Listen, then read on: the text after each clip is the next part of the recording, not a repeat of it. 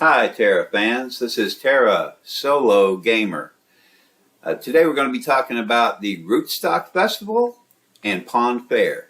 Believe it or not, Rootstock normally takes place in November, but they decided to go ahead and start it today, which is also the very last day of the Kasanika Beach Party. So this is going to make 3 back-to-back festivals where we had the Festival of the Sun, and then we had the Kasanika Beach Festival. Now we're just now going straight into the Rootstock Festival and Pond Faire. I'm kind of excited about it. I thought I was going to be waiting until November to do this one, but we're going to go ahead and do this now. I noticed that this morning when I logged in to take care of a few quick things before work that they had already started this, and I decided, well, I don't have time to record now, so now that I'm done with work, we're going to go straight to the festival. Now, the Rootstock Festival normally takes place every year in November. They're doing it early this year, apparently. So if you want to get there, on the right, on the little quest trackers, you can see them right there. One is Rootstock, going to the fair, talk to Melissa in the freeholds. And that top one is Pond Faire, Pond Life, talk to Kurumu. We're going to do Rootstock first, though. It's the biggest one. Probably the one you'll spend the most time on. It's definitely one I always spend the most time on. And it's one of those I look forward to every year because there's a lot of food buffs and drink buffs that you can create for yourself for free and stock up for the year. Last year, I ran definitely at least my top 13 characters on my main gamer tag. And I think some days I was even running all 22 on a daily basis just to create Lambogogi, and I ended up creating over 1,800 Lambogogis last year, stocked up for the year. Still got some left from then. And I'm probably going to do the same thing this year. Might do it on this gamer tag, which is my alternate. Some of you saw me create a couple of months ago or so, where I had created this character right here and got her to level 65 in about 14 hours in a live broadcast that I did. I had that video out there. So she has not yet been to the Rootstock Festival because I just created her a few weeks ago. So I want to first go to character and feats. For those of you who like feats, just show you these first so you're already aware before we get there. And just like with the other events, if you've been following along with the festivals, she got, as a matter of fact, on this particular gamer tag, I decided to go, when we started the Festival of Sun, I decided to go ahead and create one of every class on this gamer tag, my new gamer tag. And I ran all 13 of them through, and they got all of their festival feats for Festival of the Sun. And then they all got all their festival feats for the beach festival, and they all got their free bikinis that you could get if you collected tokens in the beach festival and all that sort of thing. So as you can see, these were the things that we all got for the Festival of the Sun and the beach festival. Now we're going into Rootstock. One of the feats that we'll be looking for is going to be eat, drink, cook, enjoy Rootstock. This is one of those where it's an accumulation of doing several of the other feats, in which case you get the Rootstock carpet and the title connoisseur. All the prizes are mine. I'm going to open 3 Kick Bale gift boxes, 3 Pigling Rodeo gift boxes, 3 Bamarama boxes. We'll get to those. Please drink responsibly. You simply drink these items. And then we have good eats. Now, because all my characters normally carry Lambogogi, and it's one of those that I typically use as a combat buff, she's already had plenty of Lambogogis. And she did eat some pop cob seed or something else, but the others she hasn't touched yet. And a lot of these items for the drinking and the eating, you can often find in the trade broker, but you'll be able to craft all of these yourself at the festival. So, you know, if you don't want to go to the trade broker, then but the trade broker is an option to look for these. Sometimes somebody will have them out there. And with the festival going on, I'm assuming most of these drinks and eats are going to be out there more than usual because people will be crafting them and selling them. And just like in that video I have out there for how to farm gold in Terra, you can craft items and sell them to the trade broker. That's what a lot of people do. Then you got Stairway to Heaven. I'll show you that, where you visit the Sky Pond. Now those were all Rootstock. Now these ones deal with Pond Faire, which is always runs at the same time, in a slightly different area nearby. And we'll probably get to those a little bit later. They have to do with the pond fair ones. They're kind of a pain. Now this one is now all I need is a lamp. Shouldn't a festival be more festive? That one she earned during the Festival of the Sun. So if you did all your Festival of the Sun feats and you got shouldn't a festival be more festive, then you're already halfway to now all I need is a lamp. And this festival that's going on right now is the festival that you need to be in to get, eat, drink, cook, and enjoy rootstock. Because once you get that one, you then get your moon silk carpet. Now this moon silk carpet, but most of my characters in my main gamer tag have it. This one is permanent. I was confused on my Festival of the Sun one when I collected the carpet for that one. And then when I tried to use it, it says temporary for like a few weeks. I was like, wait, I thought this was permanent. So the ones you get from the individual festivals, those are actually temporary. Because you do get a carpet from this. I showed you that a few moments ago. But this one is the permanent one after you completed both of the festivals and gotten all of these rewards here. And then you will also get the title for World Class Player. And it's a yellow title, but it's a typical title. It's not shiny or anything. You know, it's a normal title. Okay, so speaking of the videos, when I mentioned the gold video and stuff, I've only been making videos for like 9 months. I don't have a lot of them out there, but I have gotten to a point. I think I have 30 some or 40 some videos. Just literally a couple of days ago, I went ahead and made a few playlists. So it's still the same videos that if you just go to my main video tab on my YouTube channel, you can scroll through all my videos and see what I have out there. But I also created 3 little playlists. One is how-to guides, and there's 16 videos out there, and those are the ones where I explain how to farm gold in Terra, a whole bunch of different ways of doing it, the benefits of multiple characters and multiple gamer tags and all that sort of stuff. How to get the AlphaGo title, the shiny gold one, quickly, how to get the AlphaGo title quickly, the shiny gold one, all that sort of thing. And then I have one playlist for festivals and other seasonal events. Currently only 3 videos in there. Once I get this video done and posted, there'll be 4, because of course it's a festival. And that of course has Festival of the Sun and the Castanica Beach Party. It will have this one, and I also put the one out there for the Tera Fishing Tournament that pops up quite frequently. And we'll get to that later because that is starting also today. And then I have one strictly for the world BAMs and bosses. So there's like 8 videos out there with all the level 68 and level 65 world BAMs, that sort of thing. All right, so this one is going to be out there later if you need to look for it, and trying to organize my videos a little bit to make it a little easier for some of you to find them.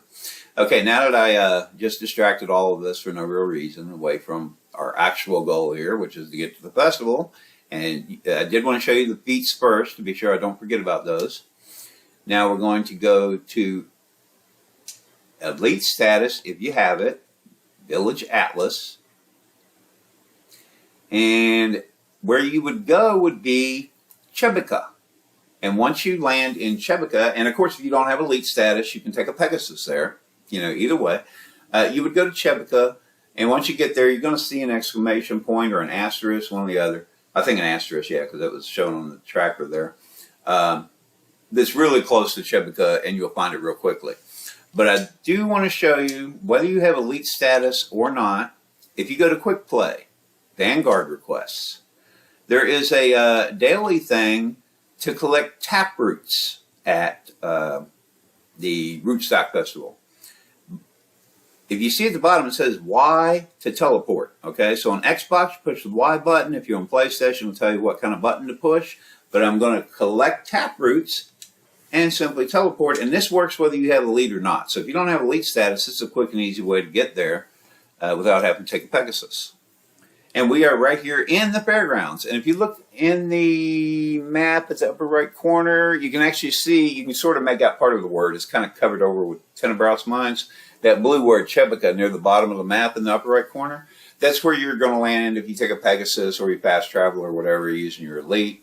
So you can see how close we are because we're standing by the actual asterisk because we are already where we want to be. Because we need to talk to Melsa here. All right. She's glad I could make it. I'll pause for a moment, let you read that. I'm going to get, some gold pieces.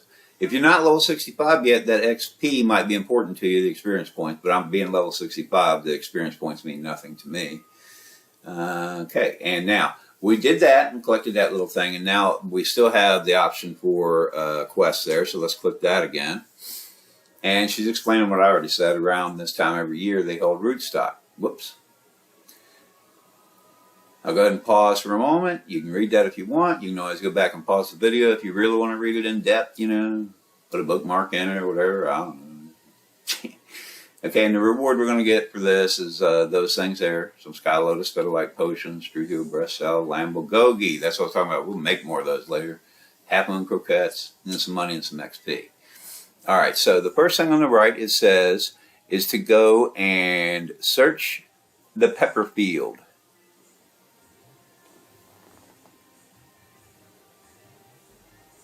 Hey, I'm going to zoom out a little bit. Oh, whoops. Just so you can see better. Okay, search the pepper field. Now it switches. Look around the cob seed field. All right, so these are flame peppers. These are cob seeds. Now it's switched and it tells me to look around the taproot field. All right, these are taproots. Now it tells me to go dig up a mud root. And the mud roots, they're right over here. And in the distance, you can see moon gourds over there as well, just so you know where they are. So let's grab one mud root, because it says to grab a mud root. And the only thing we did just now, it had us do that just so that we know where some of the different gathering materials are for this festival, because you're going to need these as ingredients later for some of the recipes when you're creating some of your food buffs and maybe some of your drink buffs. All right, so we're going to take that mud root back to Melsa. Speed this up a little bit here. All right.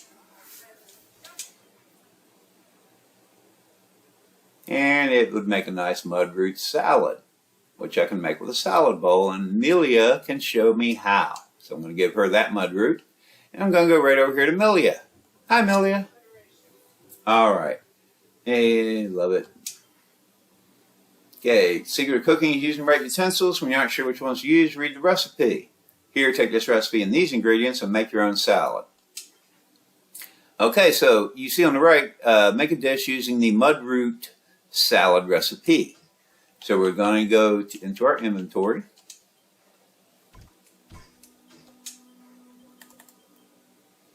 All right, you see our ingredients. Here's the recipe for mud root salad.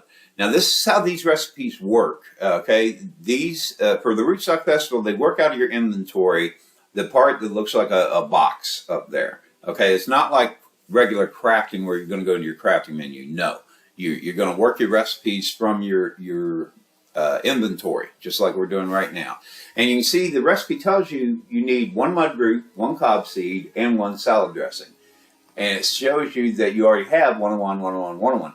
Now, if you have a recipe, and just say, for example, it was this one, and it said you have 101 mud root, 101 cob seed, but then it said you have 0 salad dressing, well, you know that you need to go and get a salad dressing. And actually, the other person we were just talking to, the first one, she sells certain of the ingredients. The ones that you don't gather, she sells, like salad dressing.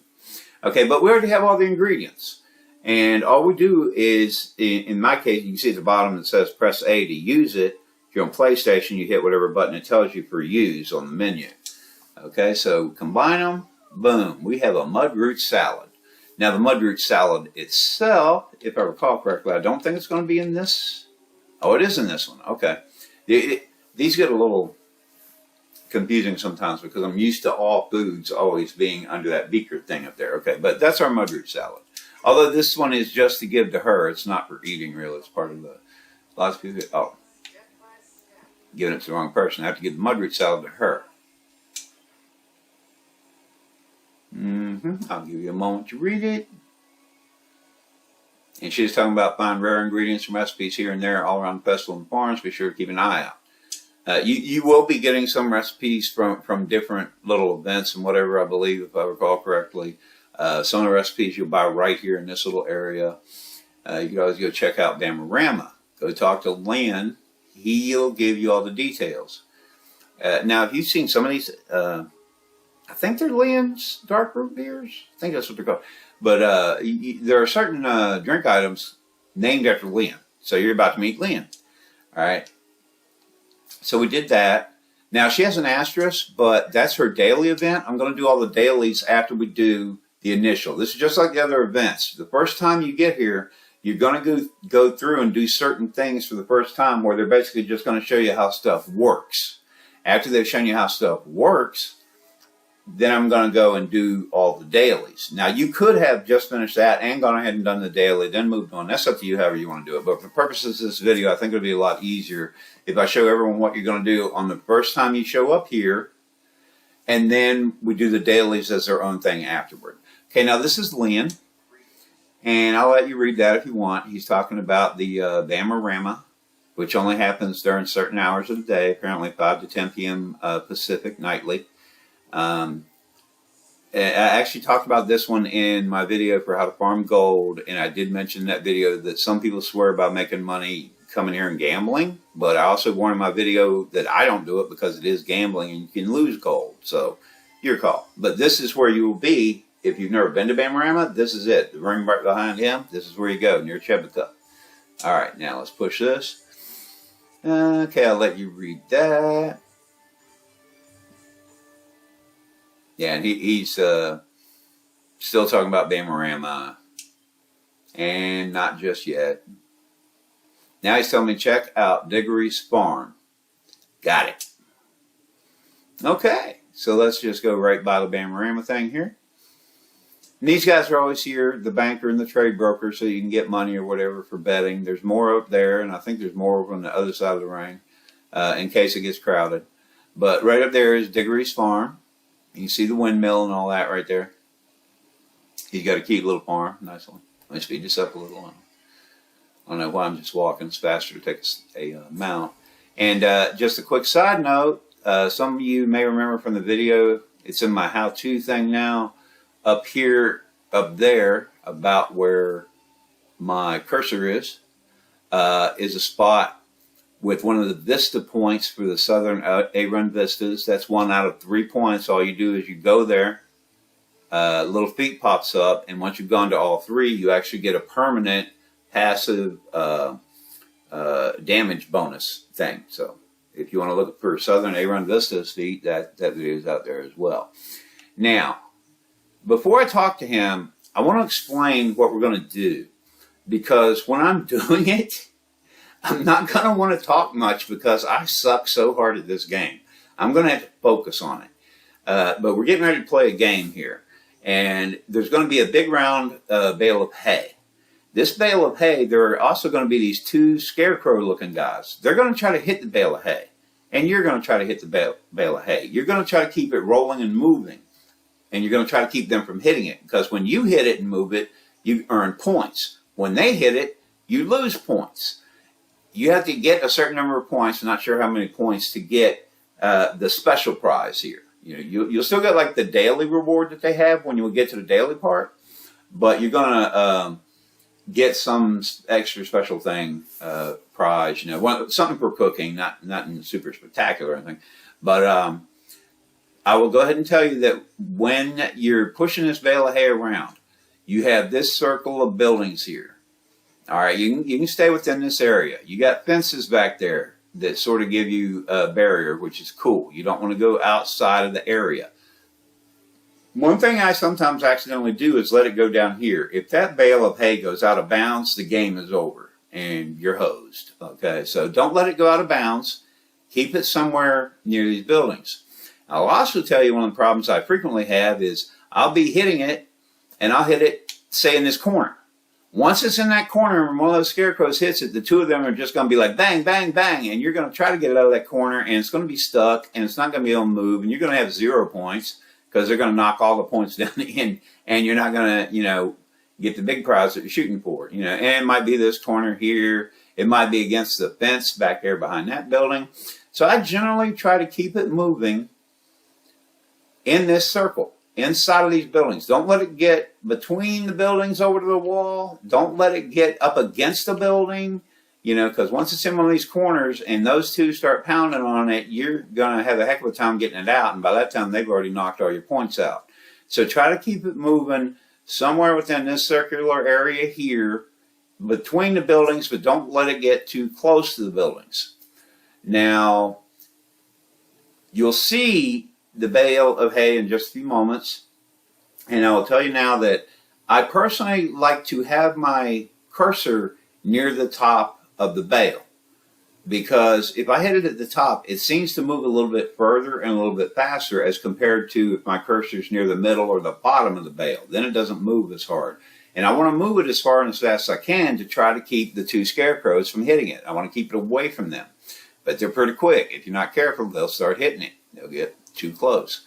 And if I hit it in the center of the top, I'll have it near the top of the bale, but from left to right, if I keep it in the center, the bale of hay is going to move pretty straight. It's going to be on a straight line like this.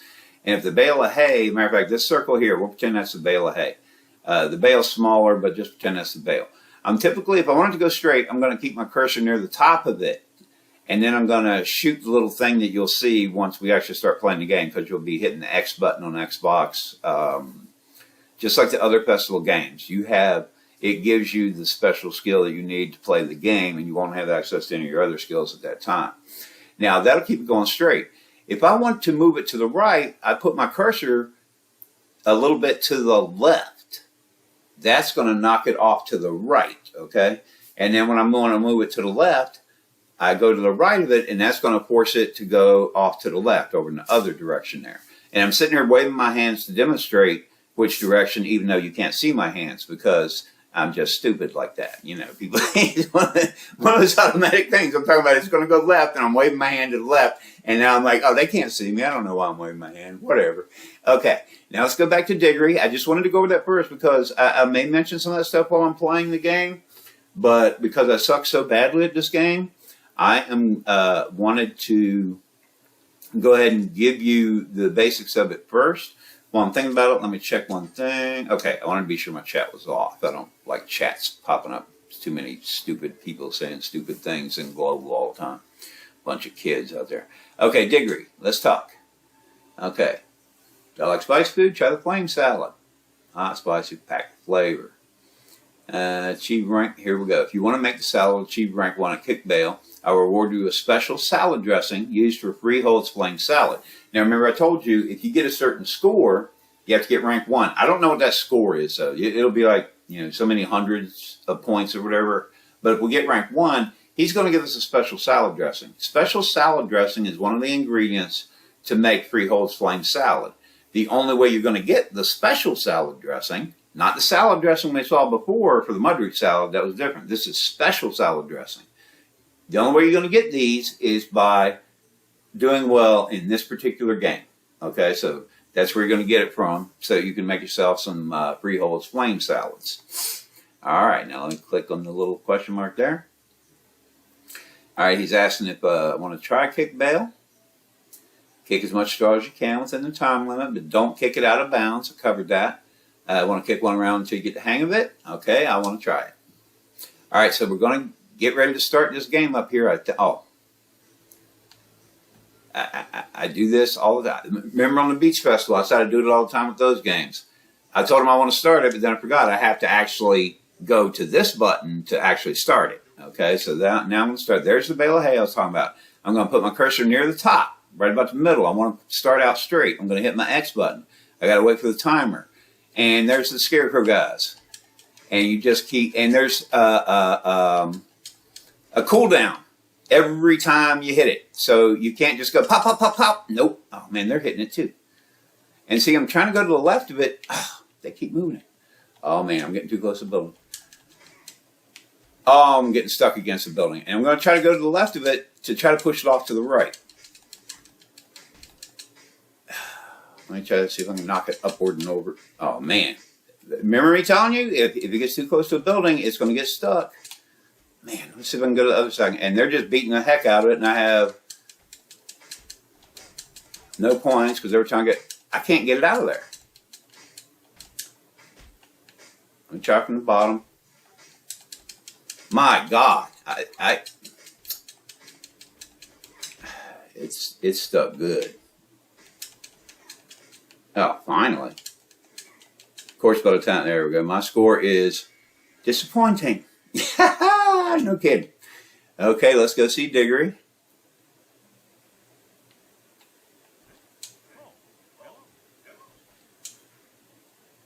Harder than it looks, isn't it? Sure you don't want to play again? I'll come back later. I'm actually going to do it again. Okay, now let me read this first. Have you met my little sister, how do you pronounce that, Rachel? She has a little sky lotus garden. You should ask her about it. Okay, so why does he still have an exclamation point?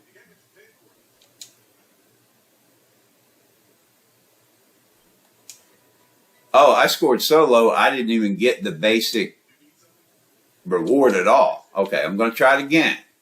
Oh, you see it says the minigame will be available in 9 seconds. I forgot.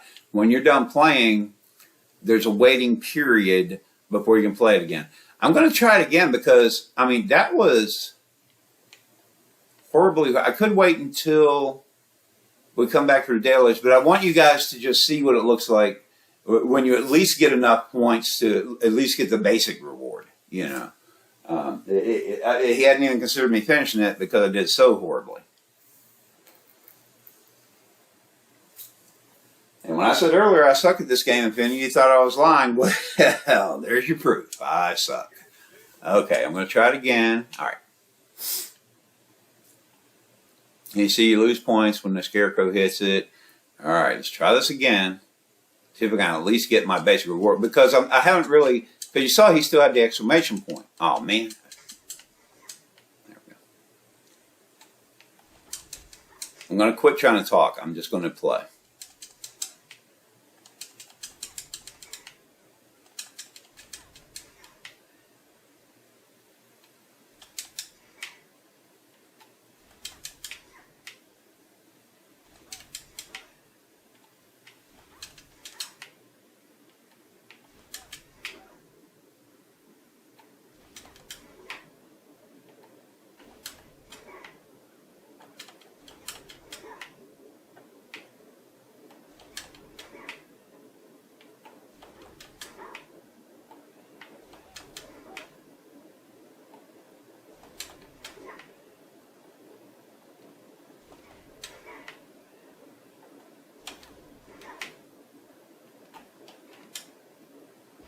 I got 970. I don't know if that's good or not, because I don't think during the demonstration part you actually get the special salad dressing.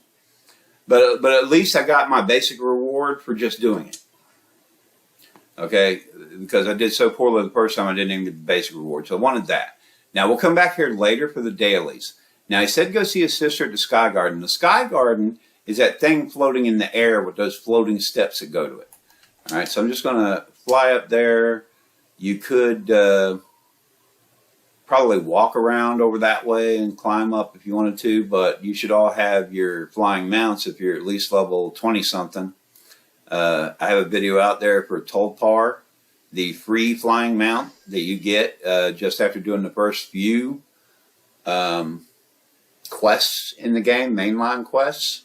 So if you're level 20-something, you should have your flying mount anyway.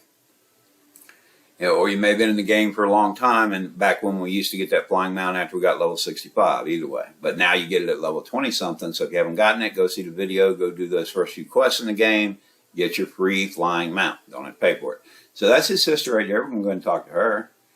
And she's talking about Sky Pond is up the floating stairs. Brave enough, you can harvest some Sky Lotus while you're up there. And the view is magnificent. Okay. I'll let you read that. High altitude is worth cultivating. At least I can do is let you try some, even if you don't feel like gathering some yourself. Okay, those will be our reward there. And you'll notice we'll get some feather light. I believe someone already gave us feather lights. All right, brave enough, you are some. Okay, and now it's still got the quest marker there, so I'm going to hit it again. Oh, okay. You should go to the ranch down there. They have the freshest produce for use in the best recipes. Look for caradouse. Okay, so that'll be the next thing I do. All right, now, I think okay, that's what, oh, this is one of the teleport guys. You can teleport for free during the festival anywhere on the festival grounds. Okay, and in each of these areas, the main fairground where we were, I didn't point them out to you. There's a Papori there near that first one we're talking to. Diggory's Farm, we'll get to these other places. We already went to Diggory's Farmstead. There was a teleport guy there too, close to Diggory. So in each of those spots, look for these guys that can teleport you around if you want to save some time. Now, what I was going to say is I think she sells them. No, she doesn't sell them. But I believe we were given... There we go. Featherlight potions. Excuse me. It makes you immune to the damage from falling. Okay, we were given 3 of them. They last for a little while. I don't know how long. If you want to try jumping on those steps to get up to the garden, be sure you take one of these first, because it's a really long way down if you fall. And if you fall, it's enough, depending on your level and your eye level and all that, it could even just kill you instantly. You know, or take a lot of your HP away if you're super high eye level. So just take one of them. And that way, no matter how high up you are on there, if you fall, you will take no damage. All right. But I'm not going to try jumping because I suck hard at these precision jumping kind of things. And I don't want to spend the next 4 hours trying to make it up there and falling about 2,000 times. Maybe eventually getting it. So I'm just going to fly. Because you can fly up here to the garden. Makes it real simple. And watch the lower right part of the screen. There we go, Stairway to Heaven. Even if you fly up here, you get that feat, Stairway to Heaven. Even though it is one of the festival feats, you can actually come here any time of the year, go up here to this pond, and you'll get that feat. Just boom, just like I did. That's it. You'll get it any time of the year. In fact, normally when I make new characters, there are certain very simple, quick, easy, free feats that you get, including this one that I run around and I go ahead and give to all of them after I've created them and gotten them to like level 65 and whatnot, just because I like collecting feats for my characters. Now, if you come here any other time when the Rootstock Festival is not in play, these Sky Lotuses will not be here. It'll just be the pond itself. All right, I'm going to gather a few because I can't remember if I'm going to need some for cooking later or not, or for drinks actually, because there's a Sky Lotus drink. That's 2. Let me just grab 5. I may not need them later, but I'm already here. So I'm going to grab 5 just to be on the safe side. That was 3, 4.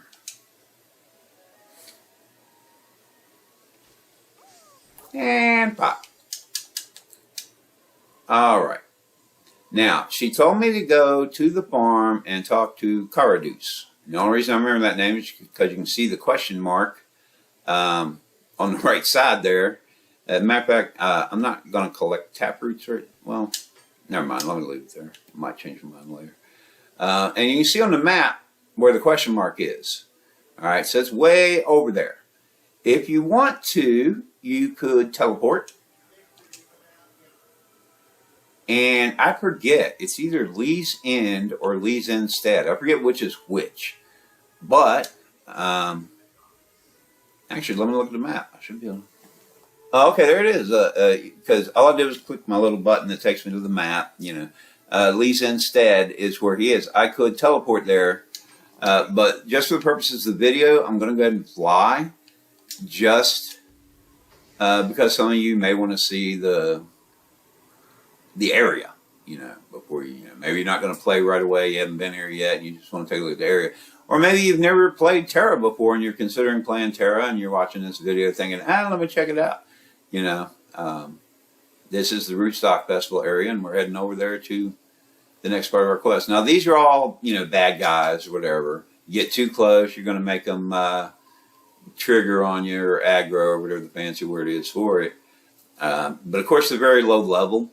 And I'm level 65, so I would just, you know, one-shot them and that's it. Of course, if you're lower level, you may have to be very careful while you're here. And again, I'm just allowing you to enjoy the scenery while we're getting there really quickly. We'll be over there later, where those buildings were. And I'm going to speed it up a little bit because I don't want the video to end up going too long, but I do want to be sure everyone gets an opportunity to at least see what the scenery looks like around here. But again, you could have taken the teleport master and gone whoop. So, and again, they're free. They don't charge you. They're only there while the festival's in place.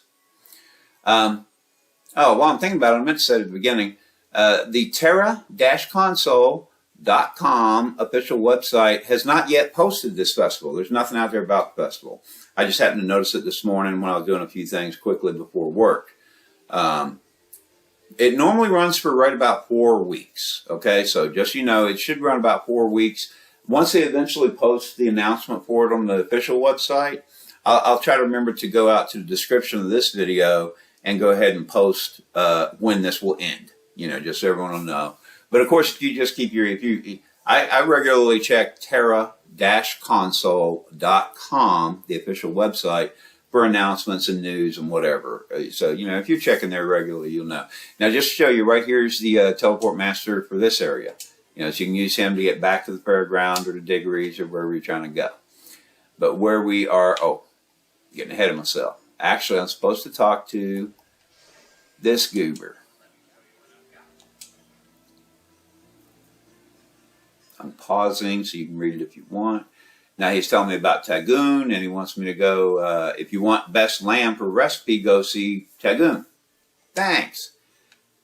This is my favorite thing that I grind like crazy when this festival is going on. Like I said, I was running sometimes my 22 characters on my main gamer tag, and then at least the main characters on my other 3 gamer tags and alternates. And now that I have this 4th alternate gamer tag, but I have put 13K, I am going to be...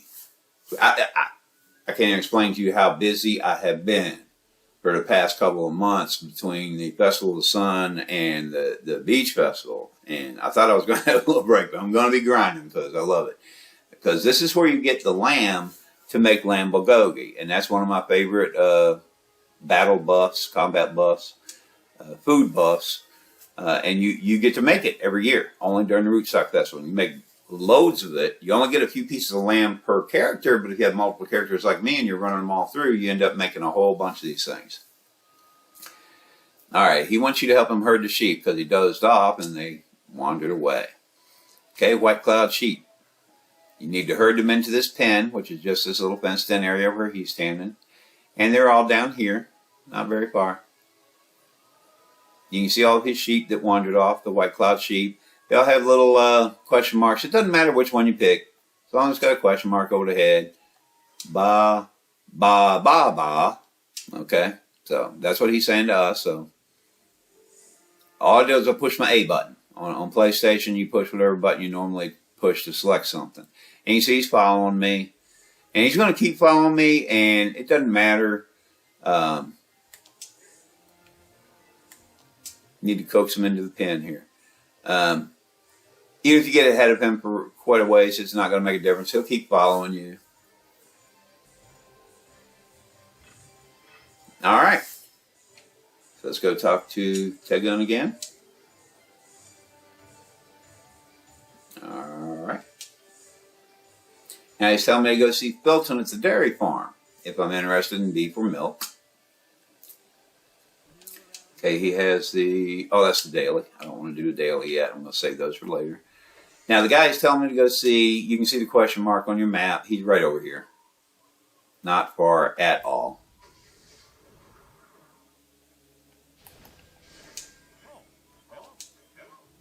And I'll pause so you can read it. Now, he wants me to chase off the hyenas because, of course, they're bothering his cattle.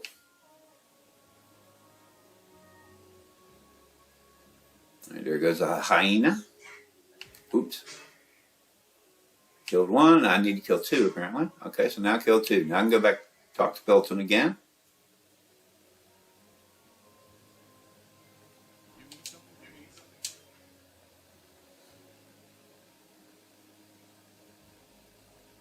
Alright, now he's telling me to go see Tritchy for other really special ingredients that I'll need for cooking. Now he has his asterisks. That's going to be my dailies, but I'm not going to do those yet. We'll come back for the dailies. And that, what was it, Trichy? Is right over here. I told you when we were passing by from a distance earlier that we'll be going to this area with all these buildings. And ta-da, Trichy.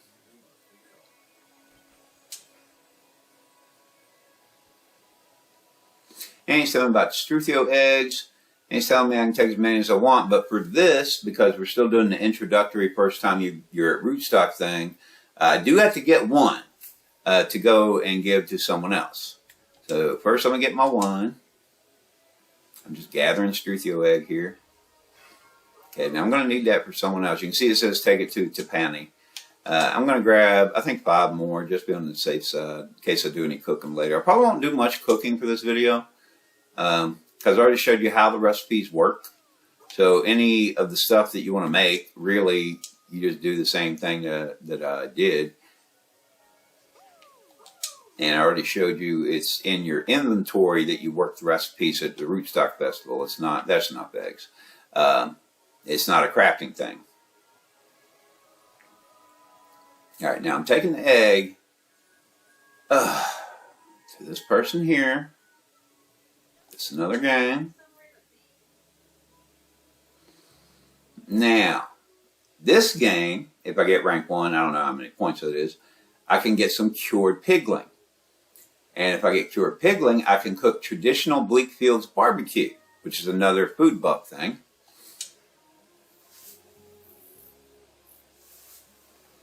Alright, so she's asked me to try the pig rodeo. This one is just as tough for me as that hay bale thing. This one, I need to shoot these piglings to get them to follow me. And the more that follow me, the higher points I get. There's this robot scarecrow thing that tries to chase and hit them and get them away from me. And whenever he does that, I lose points. You have to really keep moving and keep hitting them and try to keep them away from him to be able to get a decent score. Okay. Alright, don't go yet. You have to try the pig rodeo. How do you play? If you can keep control of piglings till the timer runs out, you win. Just throw some ghost fire at them and they'll follow you around. But watch out of the swineherd bot. It'll try to steal your piglings from you. Okay, that's what I just explained to you. And this time I actually remember, I have to actually start the game by selecting the thing there. It doesn't automatically start because, okay, I'm going to stop talking because this is just, all right. Timer, gotta wait for the timer to run out. There goes one. Ooh, man, I looked out. I don't usually get that many on ones. Real easy to miss them. Now, I usually stay around the outside. Again, you can't go out of bounds on here either. I try to get as many as I can, but sometimes they'll be moving around and you'll miss them. And if that happens, it's best to keep moving and try to go for another one. Man. Otherwise, the swineherd bot thing is going to catch up to you. He's behind me, trust me. You might have seen him in the lower left corner. I'm at 900 now. I think if I can get to 1,000 points and hold it, I think I'll get whatever the big prize is. Although since this is the introductory, here's how you do it thing, I'm not sure if I'll even get the big prize yet. All right, but what I like to do is stay to the outside of the pen. Once I start moving around in between those other X's, I start getting sometimes hung up and stuck and slowed down. Oh, okay, I actually got the top prize there. All right, you can see all the stuff scrolling up there, the Pigling Rodeo gift box. Obviously, I did not score high enough at the hay bale thing to get what I needed. All right, now go see her. Not bad, not bad. And here's your prize. Okay, Melsa at Leon's Farm is well known for her pigling recipes. I know how to smoke pure pigling meat. Melsa is the best when it comes to cooking it. Tell her I said so and maybe she'll share her recipe with you. Thanks. So now that I've won this game, I can go see Melsa, the person we saw. Okay, that's the daily. We're not doing dailies yet. We'll get back to this. But I do want to do one thing real quick. In the Feats festivals. Whoops. Okay, we did Stairway to Heaven. Okay, all the prizes are mine. You can see we've got to open up 3 Kick Bale gift boxes, 3 Pigling Rodeo gift boxes, and 3 Bamarama boxes. All right, I just won a Pigling Rodeo box, and it's under the beaker part of my menu, so I'm going to open it. And I got a Japanese duck mask. Oh, I'll put it on just so you can see it. It's good for one day. You can see the timer's there for 25. And if you want to look all goofy, there's your duck mask. It'll disappear after one day. I'm taking it back off because I don't like it. But in case you wanted to see it. Alright. And, alright, we already flew here so you could get an idea what everything looked like. And what I want to do is I want to go back to, here's the teleport master for this area. And I want to go back to the fairground because she told me to go check on that person about a special recipe.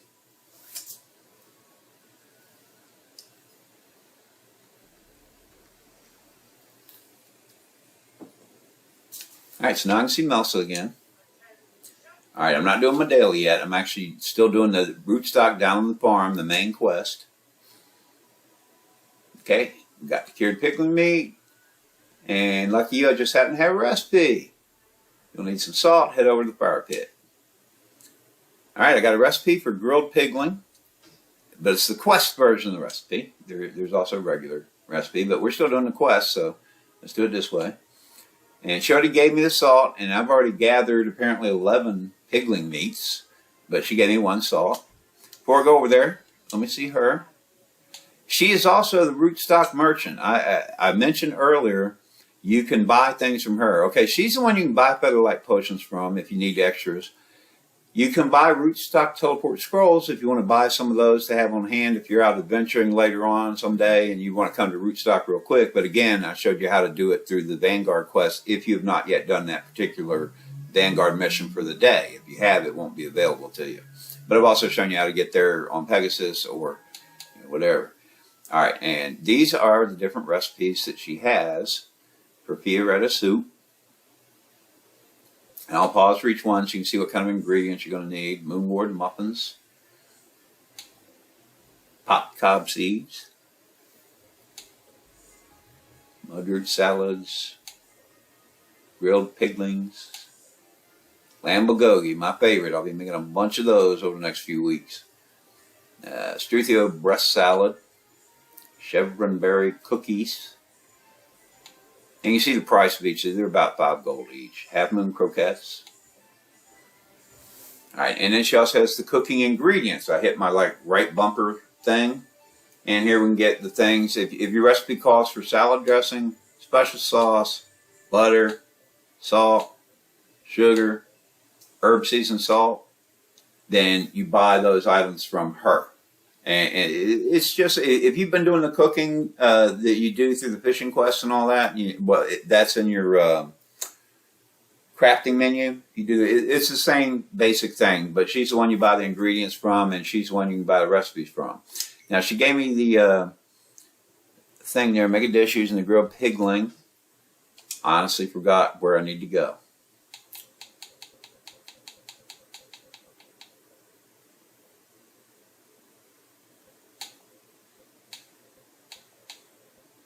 There it is. Okay, you see at the bottom it says, to use this recipe, you must be near the rootstock stove. Okay? Now, when you're here at rootstock, you have this little area of 4 floors there, 4 different things, and this area 4 different things. It doesn't matter which one you use, but you'll notice this right here, it says salad table. You saw it flash on the screen. Right now we're standing near the salad table. Then if we go over here, it says cauldron. So if your recipe tells you to be near the cauldron, you have to be standing in this area for the recipe to even work. And then here we have the fire pit. Recipe says you need to be near the fire pit. Be sure you're standing near the fire pit, otherwise the recipe won't work. Now here is the frying pan and stove. Okay, so and it said that we needed to be near the stove. So let's go. Actually, before I do that, just to show you, I'm going back over to the fire pit. but it's telling me I had to be near the stove. So I'm going to try using it. How did that work? It shouldn't have worked. Okay, well, it worked. No, I didn't think it would. Maybe it's because it's a quest item. I don't know. But I should have been standing here. Unless they rigged this so that now you don't have to be that close to it. I don't know. Alright, so now I can finish up down on the farm.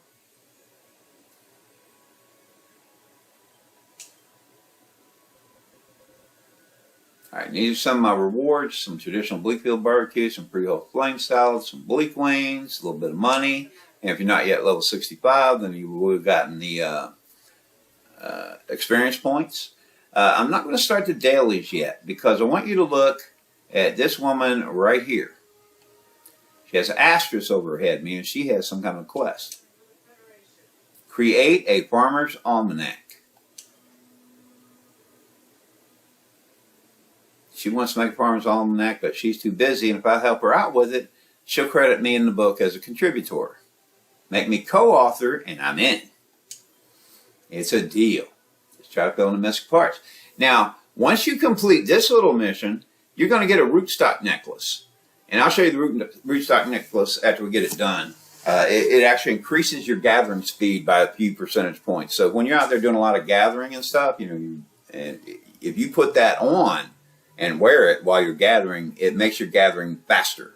Okay, I love all my characters have rootstock necklaces. Yeah. All right, Farmer's Almanac. It tells me on the right, collect a Floretta and fill the first page of Farmer's Almanac. Okay, so if I can remember where the Florettas are. I think they're over this way. Oh, I see them. Past the cob seed. All right, here we have the Florettas. I'm going to gather one.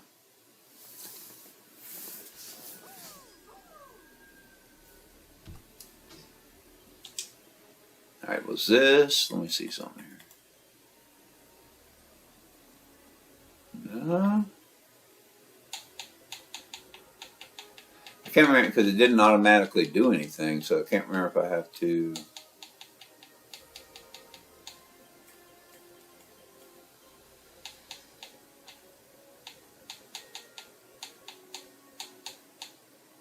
There's my Floretta.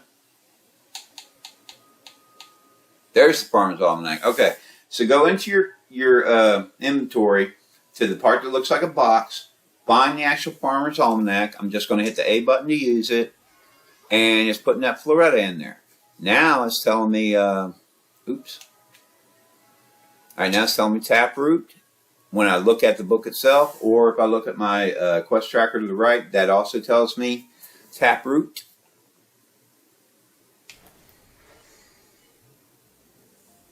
Those are right over here. So I gather one of those.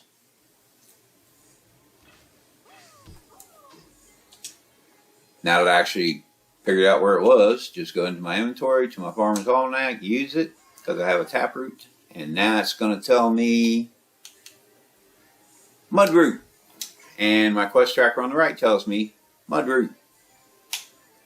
Got a little stuck there. So now we're going to gather one mudroot.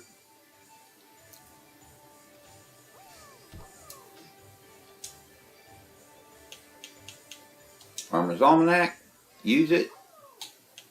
And now we need a moon gourd. And the tracker on the right tells me moon gourd. I can see them right over there. Gather one of those. Back into my inventory, go to my Farmer's Almanac, use it. And next is flame pepper. And you can see we've gotten 4 out of 8 items, so we're halfway there. So now I need a flame pepper. They're right down here. Now, these vegetables and things we're gathering, I can't remember if I mentioned it earlier, they are only here during Rootstock Festival. You come here any other time of year. Okay, now we need cobseed. You come here any other time of year, none of these gathering items are here.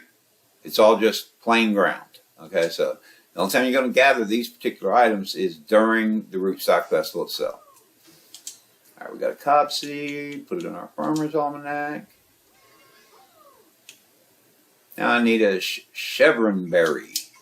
And that tells me chevron berry. I think those, I can't remember for sure. I think they're up this way. There they are, right there. Okay.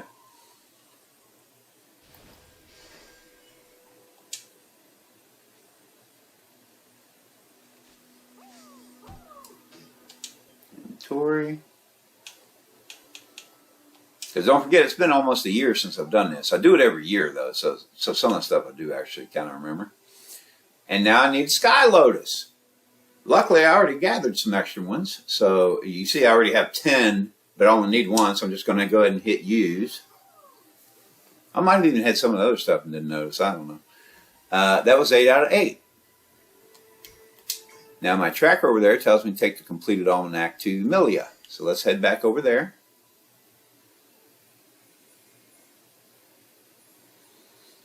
And when I was talking about Bamorama earlier over there, that's an always thing. That's an everyday thing. That has nothing to do with Rootstock Festival. It just happens to be right there by Rootstock Festival. So that's something you can always do. All right. Milia, she's over here. Same one we got it from. All right. Finished it. Thank you so much. Make sure you get listed as co-author. Meantime, here, let me give you this token of my appreciation. Okie dokie. Alright, now we can go in our inventory and go to your accessories. There's our rootstock necklace. Okay, it has an attack modifier of 5, raise your max MP by 3, but decreases your gathering time by 10%. If you're like me and you do a whole lot of gathering, that 10% makes a huge difference if you're going to be gathering for a couple of hours anyway. That can cut a considerable amount of time off your gathering time. So I love these things. Whenever Rootstock Festival comes around, if I have characters who do not yet have their Rootstock necklace, I go and get it for them. Of course, I like doing all of the feats while I'm there anyway for the festival. But I use that a lot. Comes in handy. Now, the big thing you have to remember, though, is if you're out gathering a lot, and then like you're going to go and do, I don't know, some certain Dawn monsters, or maybe Sealywood monsters, or whatever, or maybe even if you're one of those people who does like dungeons, and you go to a dungeon, or you could even go to a solo dungeon, I guess. Just don't forget to switch your necklace back to whatever your regular necklace is. Why am I not wearing my necklace? Oh. I was gathering Sarberries back when we had the Festival of the Sun, and I haven't actually done anything else except the Kastanika Beach Festival. I haven't actually gone and fought anything or whatever, because I've been grinding so hard on all these festivals. I forgot to put my regular necklace back on, and that's exactly what I was going to say. You know, be sure when you're done with your gathering that you remember to go put whatever your regular necklace is. That you would normally wear, you know, whatever it would be, because this rootstock necklace is no good for combat at all. It's made strictly for you to be gathering stuff. Because you see, there's a big difference between an attack modifier. Oh, wait a minute, that's an attack modifier, not a defense.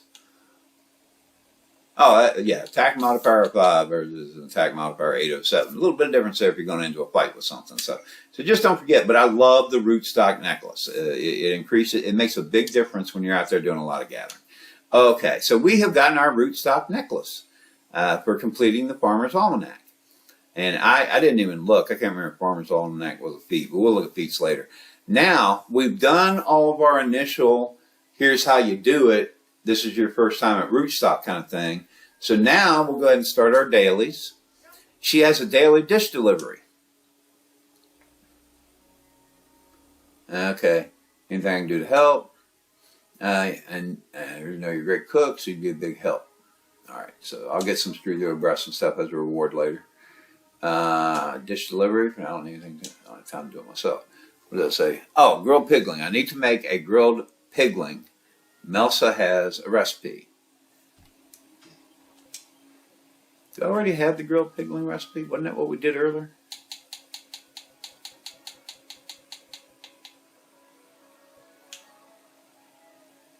Okay, I still have a cured pigling. Oh no, there's pigling meat. Oh, I can't remember if each recipe distributed. It might have been because we were doing quest things. Oh, I forgot. I got to click merchant. All right, I need grilled pigling. All right, so I bought the recipe for grilled pigling because I did not have it. I think earlier because we were doing it as a quest. All right, now you can see I need 1 pigling meat. I already have 10, so I'm good there. But I also need 1 salt. I don't have any salt. She is the merchant, and I can go to cooking ingredients, and I can go ahead and buy a salt. And because I know I'm just going to grab 10 for right now. I'm probably not going to be doing that much cooking during the video itself, but just for myself later. Okay, and it's probably at the bottom. Where'd the recipe go? All right, recipe for grilled pigling. You can't, oh, here we go. Okay, now we're trying to use a real recipe. Did you see that message? You can't use this item in this area. If you look at the bottom, it says to use this recipe, you must be at the Rootstock Fire Pit. All right, I'm not at the Rootstock Fire Pit. Now I'm at the fire pit. And it doesn't matter if you use this one or the one on the other side. There's 4 floorboard things here. You can do it here, or you can go to the other side where there's 4 of them there. They just have 2 separate areas in case the place gets crowded. And, But now that I'm standing next to the fire pit, see, I was talking about that earlier. It tells you on the recipe where you need to be to do it. And if you're not there, it won't let you do it. You saw the message. All right, grilled pigling. I'm standing by the fire pit. Ta-da. Got a grilled pigling. Sweet. Okay. Now, I can go ahead and deliver it. That's my daily delivery. And she's going to give me some struthio breast. All right. So we're done with that daily.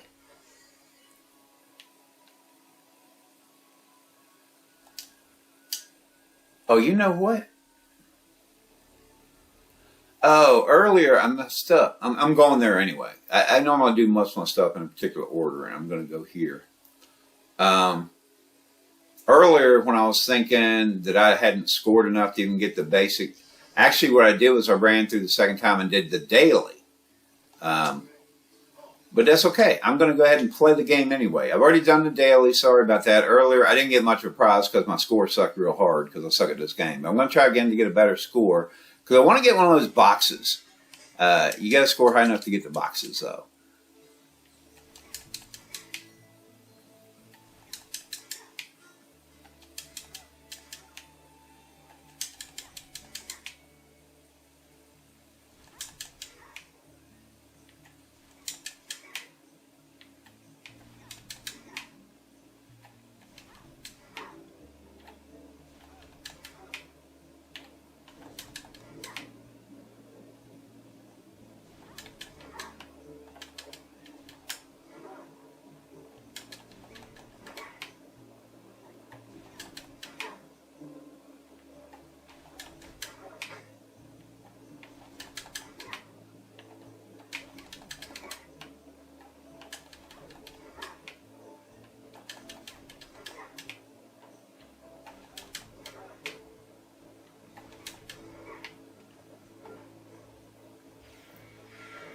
And I got a gift box. Whee! I got 1120. I honestly don't know what the minimum score is to get the prize. I'm guessing around 1,000. You may have to play around a little bit and figure it out. Now, because I already did his daily earlier, he's not going to give me anything. But typically, that would have been my daily. I would have come to him and gotten whatever that reward was.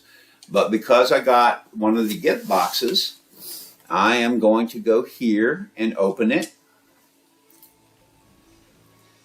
And I got a Diggory's bamboo hat.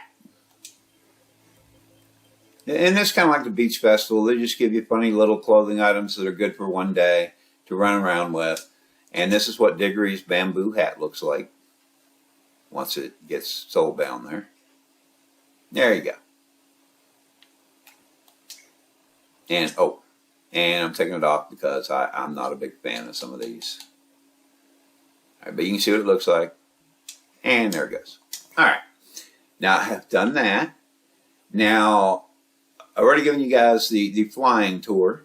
So let's do, I got to look at the map because I forget which place is which. All right. I want to go to Lee's instead because I like to go ahead and do the lamb piece. Alright, so I can teleport. Not going to spend time flying this time. Already showed you guys the beautiful area. I do think a lot of these areas are beautiful in this game, like this one. I love it, especially since I grew up in the country, out in the mountains, and I was surrounded by farms. We had a big garden out back, and I was surrounded by cattle farms and vegetable farms and all kinds of stuff. Alright, so I'm going to see this guy to get my daily. We're going to do our sheep herding. I flipped through there quickly. I didn't mean to, but you'll get to see the prizes when we're done for the daily.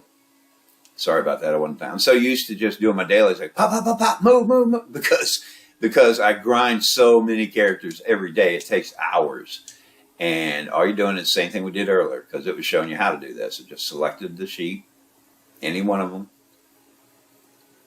and you're going to lead them to the pen. Last time I went to this side of the pen, it really don't matter. You can go in the pen this way. You can jump. I tried jumping over the pen, but I messed up. Sometimes I usually just fly into the pen.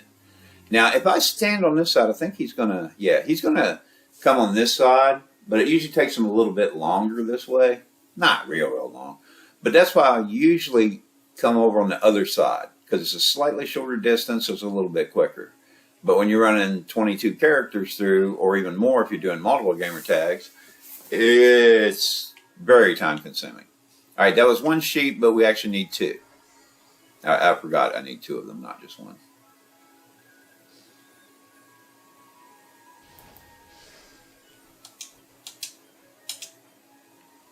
All right, we've already selected him. He's following us. And now I can actually just hurry up and get there and fly in there and do whatever I want. Now I can just stand here and wait. He's gonna make it up here eventually. It doesn't. You don't have to like go real slow and stay close to him. You can speed up and go stand there and wait if you want.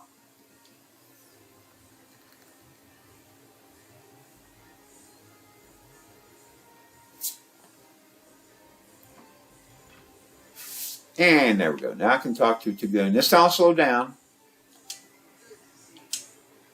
Alright. He's going to give me 4 lamb meats. Now the lamb meats are what you need to create the lamb bulgogis. Each character, when you do your daily each day, you're going to get 4. Now, of course, if you got 22 characters and you run them all through, you're going to get 88 of them. Okay? Because each character, that's one of the benefits of having multiple characters. Now, even if you don't want to have 22 characters, you start off in this game with 2 free character slots. The one that you start off playing with, and then you can create a second one if you want. Those are free. Now, we do have a bunch of events and stuff where every once in a while it gives you a free extra character slot. You don't even have to buy them. If you wait long enough, there's an event, maybe a month or two at most, usually. I mean, they drop pretty frequently. Get a free character slot. Make a 3rd character. Make a 4th. Make a 5th. I normally recommend to everyone that they have at least 5 characters. And the reason for that is so that you can have 5 masters, a master in each different craft. That way, anything you ever need to craft, you can craft it to the mastered level without having to go buy the stuff from the broker because you can't make it yourself or whatever. And if you don't really feel like playing 5 characters a lot, then just your main one that you're going to be playing all the time, that's the one you beef up their gear. You go do all your quests, you do your whatever's on it, you know. The other 4, just get them to 65, slap the basic frost metal armor and daylight accessories on them, and never worry about upgrading them again if you don't want. It really doesn't matter, because you're going to use them just for crafting, maybe gathering, or stuff like this, where if you have 5 characters, instead of being able to get 4 lambs every day to make lamb bulgogis, you can get 20. And then you can have 20 lamb bulgogis a day instead of just 4. You know, so things like that. You know, but if you're perfectly content with just 1 character and just, 4 lamb bulgogis a day, that's up to you. All right, the next guy, the cow guy over here again. Oops, come on. Oh my goodness. I was like super stuck on that fence. Okay. Oh my God! I'm sorry. That's automatically how I do dailies. I just go pop, pop, pop, and move. I'll slow down so you can see the reward. All I did was accept the daily from him. We got to kill 5 hungry hyenas, which typically means you're going to kill 6 because they're usually in groups of 2. You can see his buddies over there. You know. All right, we're done. So now I can go back and see old boy over here. I have to remember to slow down so you can see the rewards. All right. So he's going to give me 5 milks. There are certain recipes that require milk. This is where you get your milk, is by doing this daily. You know, gold piece, and because I have elite gold ×3. And again, if you're not yet level 65, you do get experience points for doing these things. Of course, you're level 65, you're already maxed, so the experience points mean nothing. All right, and then I have to try to get to my calm state, to my happy state. I'm going to go do this game again. Because it's one of the dailies. The little pigling thing is one of your dailies. Hopefully I can get another box.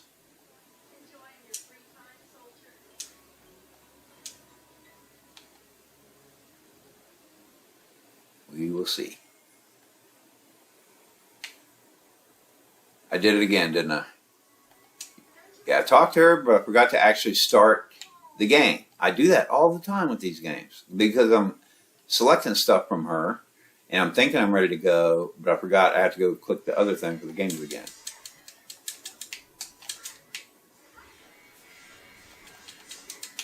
Ah! If I don't move fast enough and have them follow me, then he's going to snatch one of them. Oh, I think he just got one. It looked like my points went down.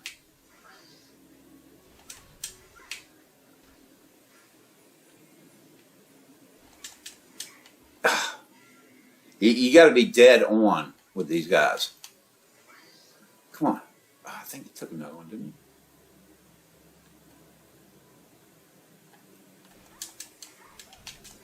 he? If you spend too much time trying to get one, then he's going to end up catching up to your piglings behind you. Now, I can't go too far out, but I can go a little bit out of the fence. If you go too far, you'll be out of bounds and the game will end. Got 800. Oh, come on. I think I need like 1,000 though. Ah! I only got... Oh, he must have got one when I got that guy. Yeah. I didn't get the box. Didn't score high enough. I only got 800 points. Probably need 1,000. And but my daily reward, I still get my daily reward though. Okay, she's giving me 3 gold tickets. The gold tickets are what you actually use to bet at the Bamorama. And I wish I had been thinking earlier. I probably would have waited till later in the evening to do this video because Bamorama only happens at certain times of the day for a few hours, and I can't remember exactly what time in my time zone. I'm not gonna, you know, but it's not going on yet, so. I do want to go to Bamorama though, but when it's going on. All right, I've been playing some of the games. The games have been giving me certain drink rewards and food rewards, and I've been getting more of the boxes when I've scored high enough. But just so everyone knows, I am skipping all of this extra gaming when I go to edit this, because I already showed you how to do each of these games that I'm doing right now. And then I still need to get you over to Faire and show you that. But I do want to show you, excuse me, some of the feats for drinks and for food. So I'm just playing these games a bunch of times to continue collecting rewards. Because you can continue to play the games even after you're done with your dailies, okay? And then you will get certain rewards, sometimes a different drink, sometimes a different food. If you score high enough, you can get your boxes. And just, you know, I'm going to continue playing games, but then I'm going to cut through all of that when I go back. Okay, everyone. Now I've gone ahead and skipped ahead here a little bit because I want to go ahead and show you Faire. Now, it says over there to talk to Krumu. The easiest way I know to get there is get. Oh, let me just grab this. Go to my village atlas, and I'm going to go to Lumber Town. And again, if you have elite status, you can fast travel. If you don't have elite status, you can take a Pegasus.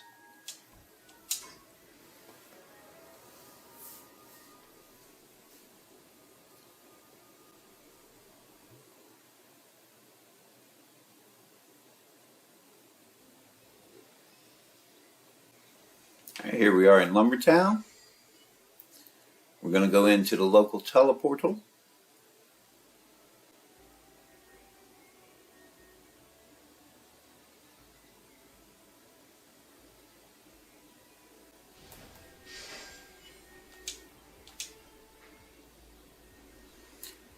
You can barely see it. We're going down into Twangi Mire. We're going to go to Twangi Garrison because you can barely see under the little landing spot there the red asterisk, and that's what we're looking for. You can't see it too clearly, but it's there. Trust me, if you look closely. But we're going to Twangi Garrison.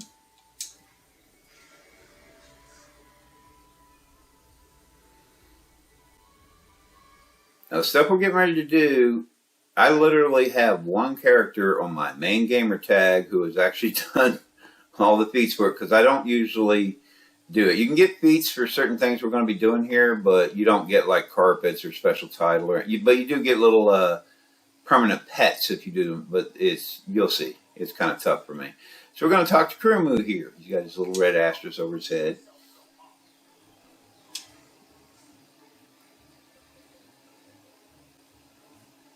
Pause for a moment so you can read all that. And we still have the, now we have a exclamation point there, so we're still on a quest. Okay, it's for Twangis who are turning 7 years old, and the rituals are surprisingly complicated for a simple species. Now I need to go speak to the shaman Haroso, however you say it. Alright, and get a little bit of chump change there, and a little bit of experience if you're not already level 65. You can see the red question mark on your map in the upper right corner there. This is who we need to speak with. Alright, so the young Twangis are scared and they're hiding. Someone has to find them. And he's telling me to bang on the drum to make them brave. Okay, so now my quest thing tells me to search for the frightened Twangi. You see the blue one up there in the right hand corner on your map? I think it's going to be right around here. There we go, we're in the right spot. Now it tells me to play the drum. So I'm going to go into my inventory, and it's in the part of your inventory that looks like a box up there. And there's the drum. I'm going to select it and talk to the frightened Twangi, who's now shown up.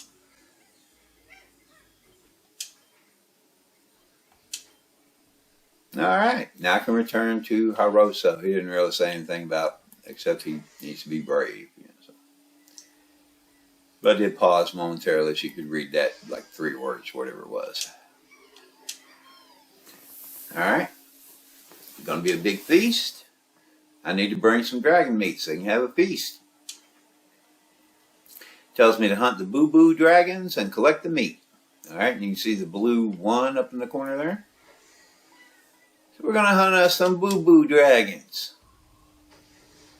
And we're going to be careful not to get hurt so we don't get any boo-boos.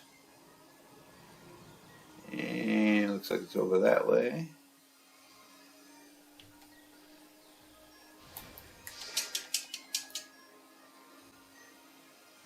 Yeah, still not the right place.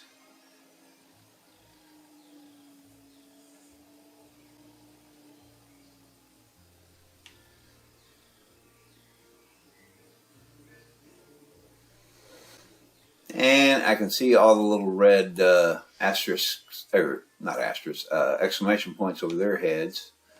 Okay. Alright, so it's 1 out of 5, 2 out of 5, 5 out of 5. Okay. Approach the fire of burning frog altar. Let's head back. You see the blue one up there in the map. Going right back where we came from.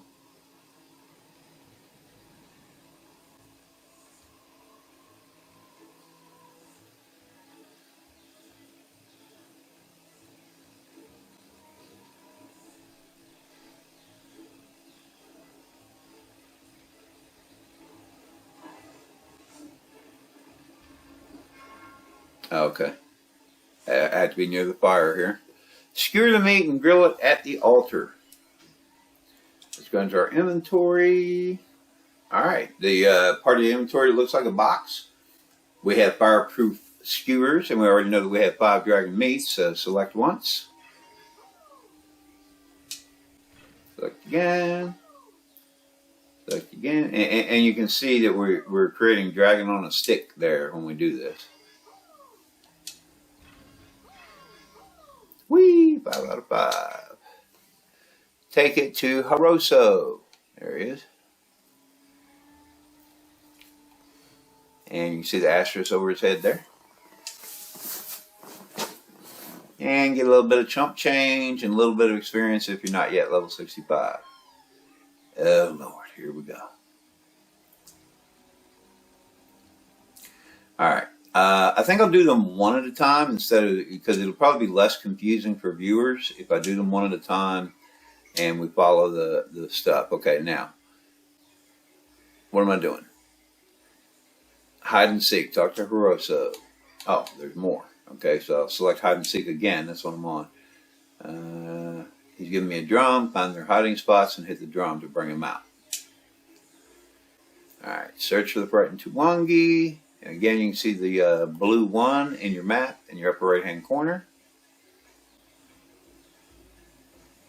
Yeah, I'm going to do these one at a time for all of you because, wait a minute, I should be getting close. Okay, I'm in the right spot. So now I have to play the drum.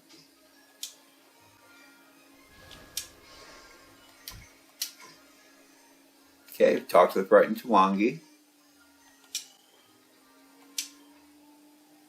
Why so much fire? Don't be afraid. Now I can go back to Haroso. But I want to do them one at a time because I'm afraid if I have like 5 different quests all at the same time and markers all over my map up there, it might get a little confusing. So we'll just do one at a time. And you can see the red asterisk meaning I've completed the hide and seek. So there's my chump change and the experience won't help me any. Now let's do slay the dragons. Alright. Slay the dragons. See the blue 1 up there on the map.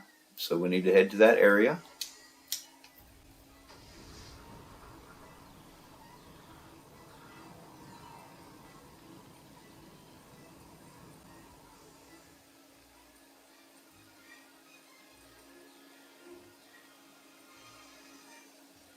Man, I keep messing up and going the wrong way.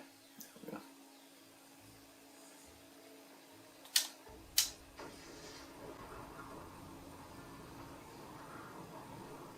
go. Okay. You can see the little red exclamation points over all these dragons. You need to kill 5 of them. Whoops.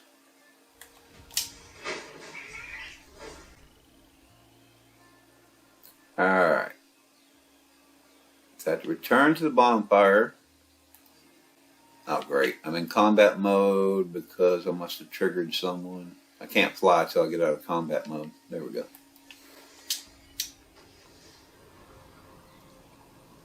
Alright, I can't even mount my mount if I'm in combat mode. As usual, you know, you all know that, I guess.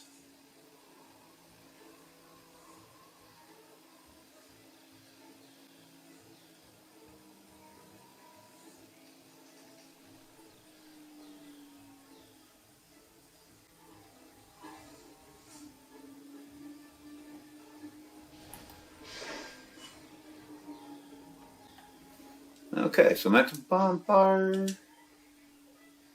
Okay, and they gave me more skewers, so I wasn't sure if I was going to get them later. Yeah, I haven't done this in a long, long time. Yeah.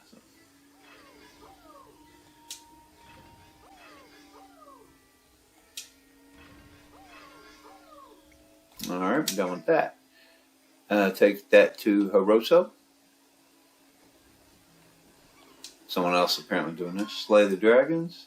Get your chump change and XP if you're not yet level 65. Now we're going to do lilies and drums. Go help Yabodo.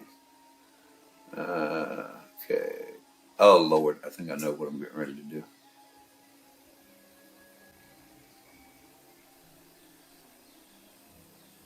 Where is he?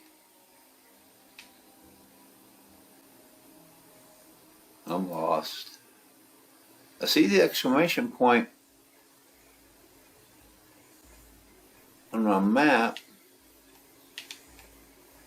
He's around here somewhere. Oh, I didn't see him. He's right here. Is that an exclamation? Oh, that's a ribbon or something. Should be right around here. Why am I not? Oh, man. Sorry, guys. Having trouble finding the exclamation. He's not over here somewhere, is he? According to the map, he should be right about... There should be someone with an exclamation point right about here. Look at my map.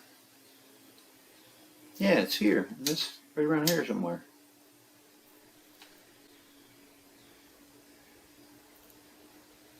What on earth?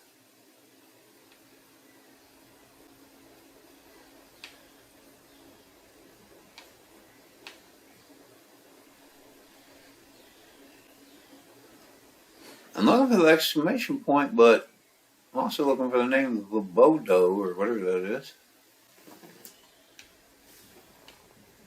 And according to the map up there, the exclamation point is like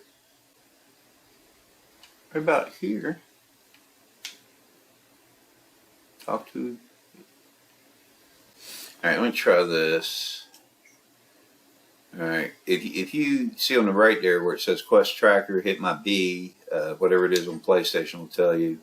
There's a thing where I can hit X and display zone quest markers. Yeah, I'm supposed to be right here.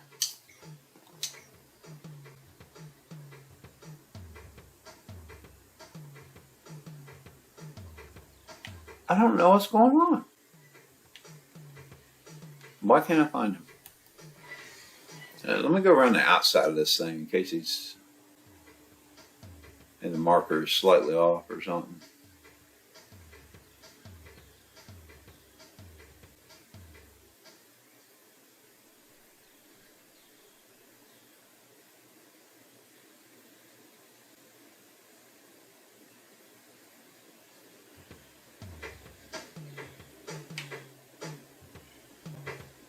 Okay, this should be the right area over here.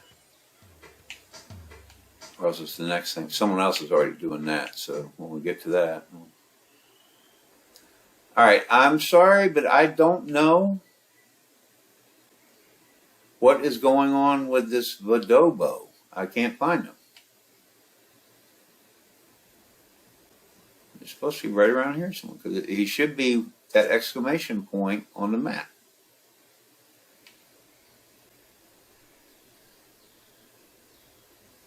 Alright, I'm going to wait and see if this other person goes away soon. Hopefully, please.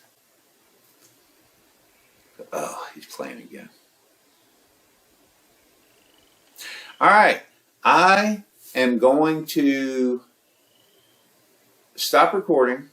And I'm going to try to find the Vadobo guy, but also the next thing that we need to do, I need to wait for that other player to go away. So... okay, I found the Vadobo guy. So we're standing right here with Hiroso. I actually need to go down here. And he's right over here. He was real close. I didn't look in the right spot. Okay. So this is Vadobo, the pond keeper. Ritual needs frogs. Drum brings frogs. Ritual needs Tuwangi. Okay. Some Tuwangis like drum. We drum. Tuwangis come. Some Tuwangis like flowers. Need flowers to bring Tuwangis. So apparently I need to collect 5 pond lilies according to my quest tracker on the right there.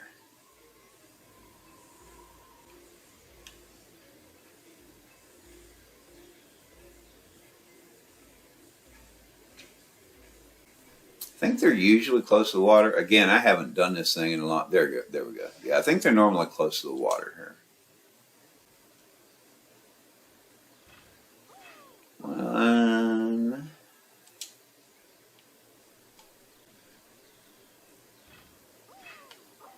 2,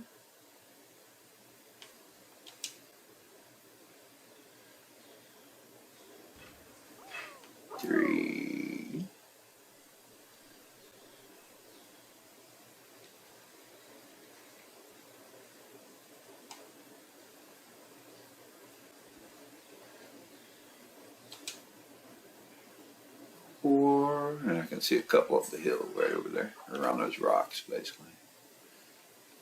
Trying to avoid these guys because it's just annoying having to fight them. And they're going to attack me. They're extremely aggressive out here in the wild. They're extremely low level, so it doesn't take anything to kill them, but it's just annoying. It takes time. Alright, now I can take my flowers to Badobo, now that I know where he is, right over here. Couldn't find him earlier. Alright, gotta bring good flowers. Flowers bring Tuangis. Drums bring Tuangis too. Go learn to drum from Kukuta. Alright, hand over my flowers. And we'll get to the drumming learning a little later there.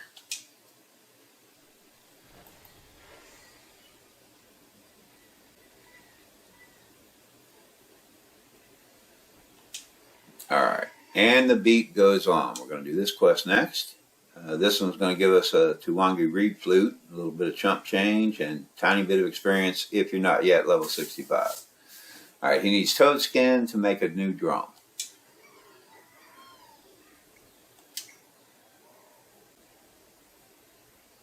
Hunt mire toads and get their skin. And again, you can see the blue 1 up there.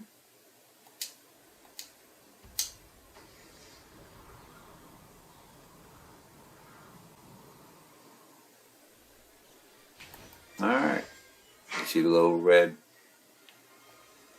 Take the toad skin to Haroso.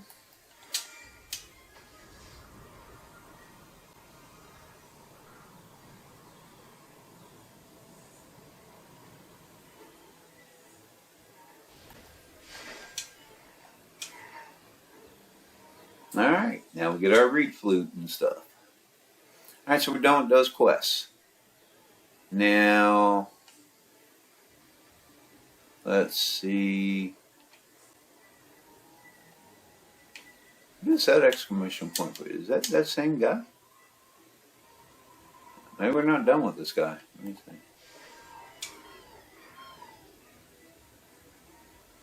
Oh, that's a daily. Okay. You know what? Let's go ahead and do this daily. There's not. This is probably the only daily here. I can't remember for sure. Need flowers. Alright, so we just need 5 more pond lilies.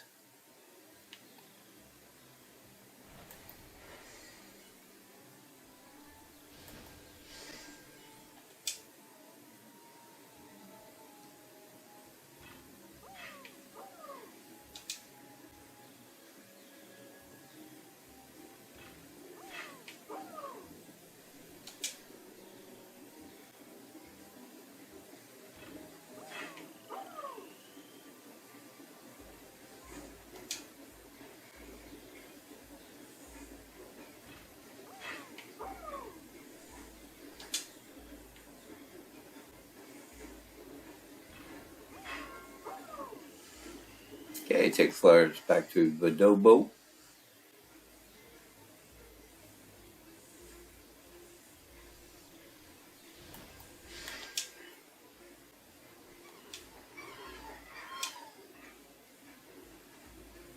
And a little bit of chump change and XP if not yet level 65. Honestly, that daily is not worth it. Unless you need XP because you're not level 65, but even that's not much XP. Alright, so it's up to you if you think it's worth it or not, but you saw what we got for that daily and yeah. Okay, now, the last thing we need to go do is talk to Kukuta, the drum instructor. This is where things get, let's say, fun.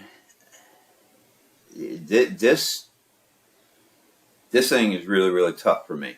And I'll tell you before we start, when we do the drumming, we are going to be trying to hit these different drums of different colors. And there are going to be frogs coming, and the frogs are different colors. To try to push back the different color of frog, you're going to try to hit that particular drum. But they move fast, and you got to be beating those drums really fast. And those drums, you got to hit them like dead on, or it won't even count, and the frogs will keep coming. And the more frogs across the thing, the less points you get. And the goal is to try to get a high enough score to get a temporary pet. I think they last maybe a day or so. But then if you do enough, you will get a permanent. And I'm going to go back to the feats. I had briefly mentioned the Faire feats earlier. And I told you I would get to them later, which is what I'm going to do now. Okay, those up there have to do with food, whatever. All right. One of the feats you can get at Faire is Croak Fest. Open a colorful frog spawn, the rank 1 prize for the Faire drumming minigame. All right, so the first time you open, if you actually score high enough to get one of these, first time you open it, you're going to get the feat Croak Fest, sorry. Okay, then there's Where's the Brain. Use temporary care and use of Pinky Book from Faire repeatedly. So you have to actually win and use this thing at least 7 times for Pinky. And then you get the care and use of Pinky, which is the permanent one.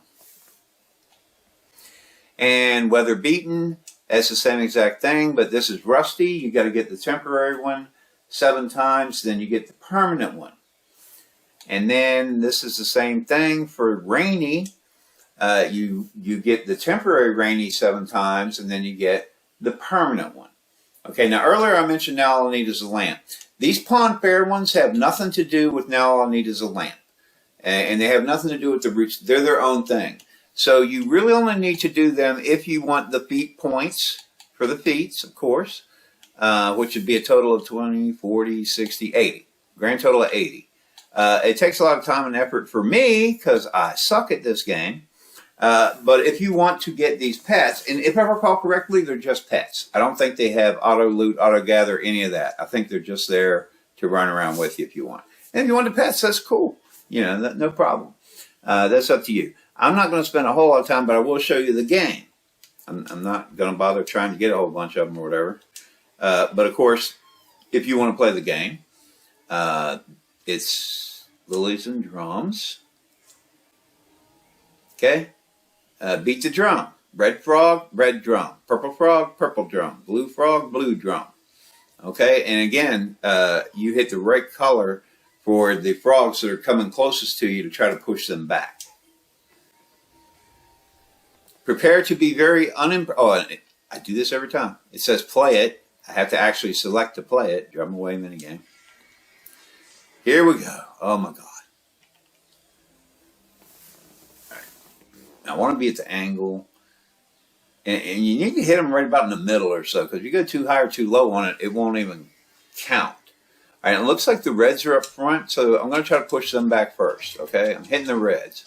Now I'm going to try the purples. Now I'm going to try the blues.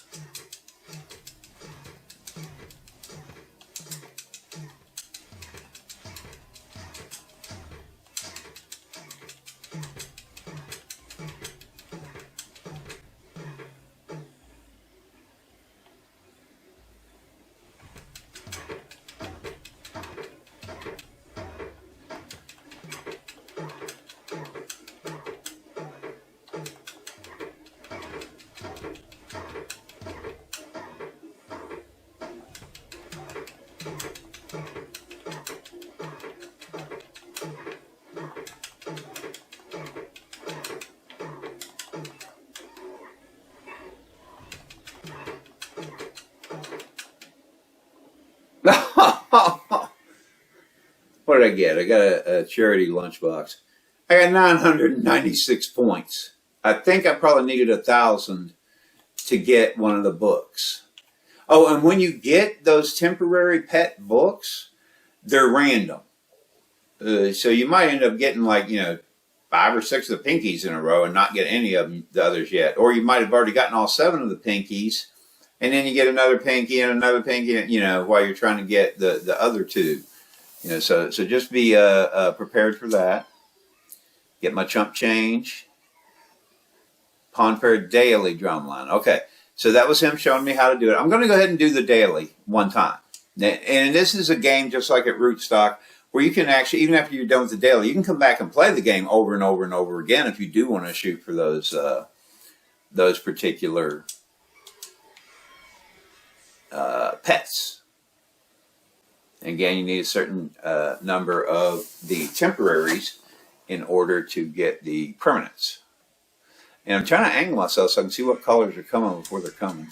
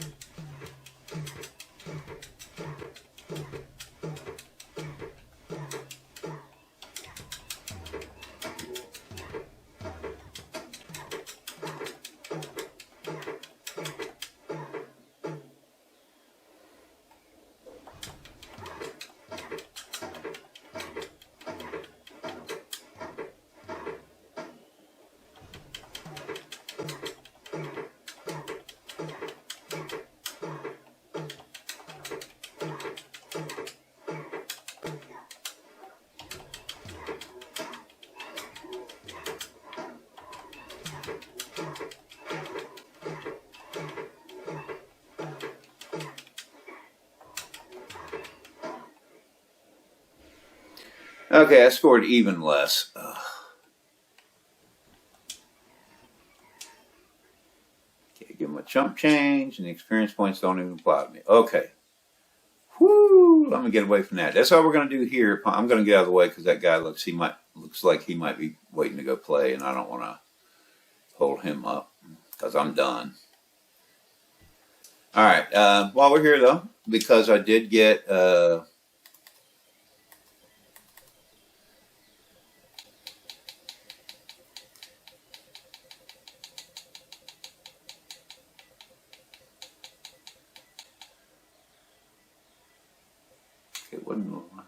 Okay, Melsa's Charity Lunchbox.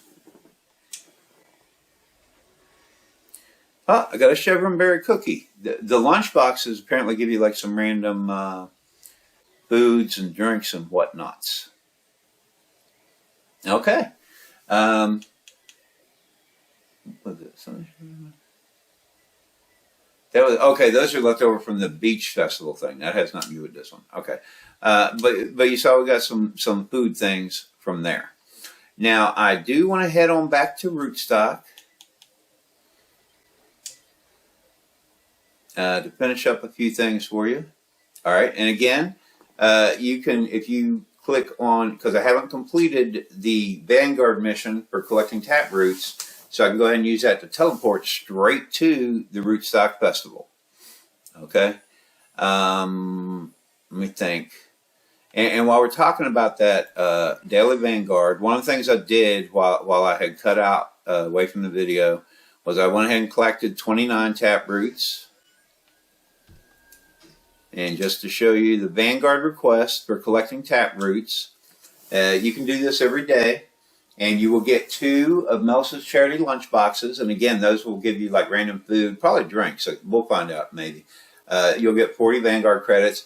And right now, also today, they have, and I'll get to this later, they've started the fishing festival again, or not fishing festival, the fishing tournament again.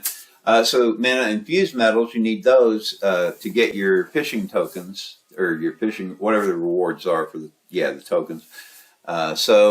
Those are the rewards, plus you get 120 gold for this daily Vanguard for collecting tap roots. I already got 29, so let's grab the last one. Okay, finished it, claim my reward, and we already went over what the items were, so I'm going to go ahead and just receive it. And let's go ahead and we got 2 charity lunch boxes. Let's see what we get here. Got a Floretta soup. And a Struthio breast salad. Okay, now one of the other things I did while we were cut out of the video, because I already showed everyone how to do the cooking, and I showed everyone how to do the games. So I went and played more of the games, and when you play the games, you get some random food items and drink items if you score high enough. And then certain ones that I still wanted to get, I bought the recipe. I already showed you how to buy the recipes from Melsa here. And then buy the recipes here. She also sells Featherlight and teleport scrolls. And she sells cooking ingredients. If your recipe calls for sourdough, you know, whatever you need from here, this is where you buy those items from. Now, on the Feats,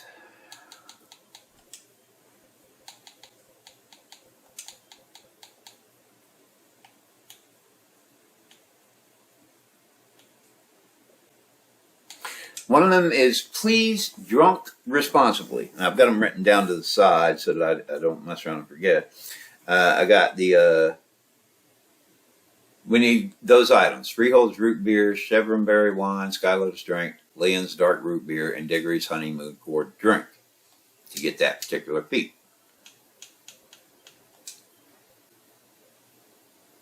And I need to do them in the order I wrote them down, otherwise I will mess around and forget which one well, I can put check marks, never mind.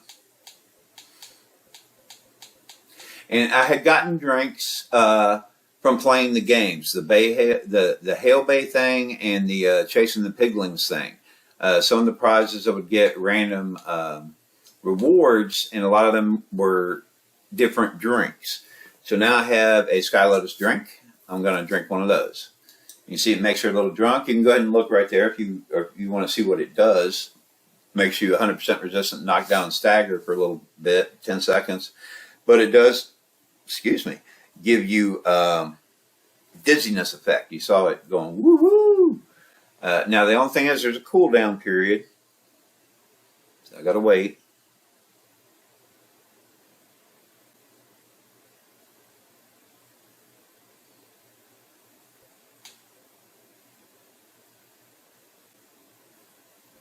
You know, while I'm waiting, I want to do it in the order that I have them written down. Well, actually, let me see. That's a minute.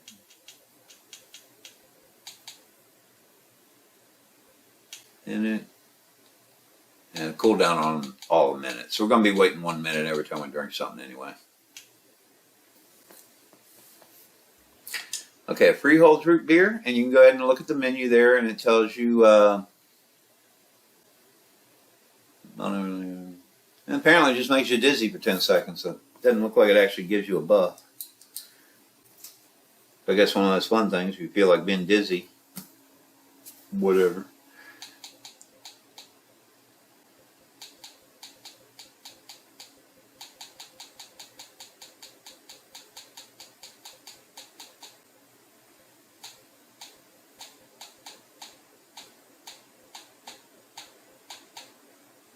This one, Chevron berry wine will be the next one that I do.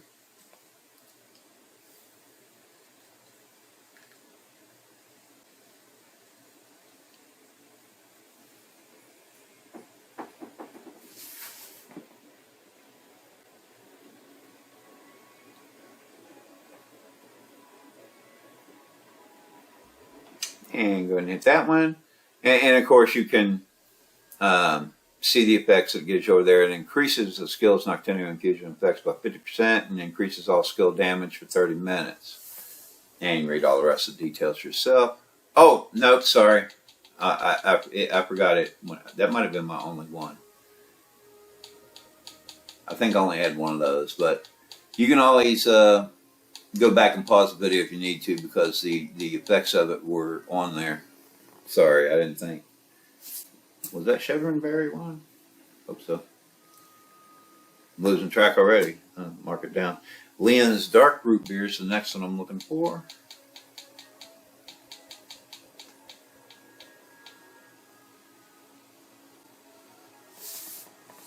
Okay, you can go ahead and look at the effects now. Blah, blah, blah.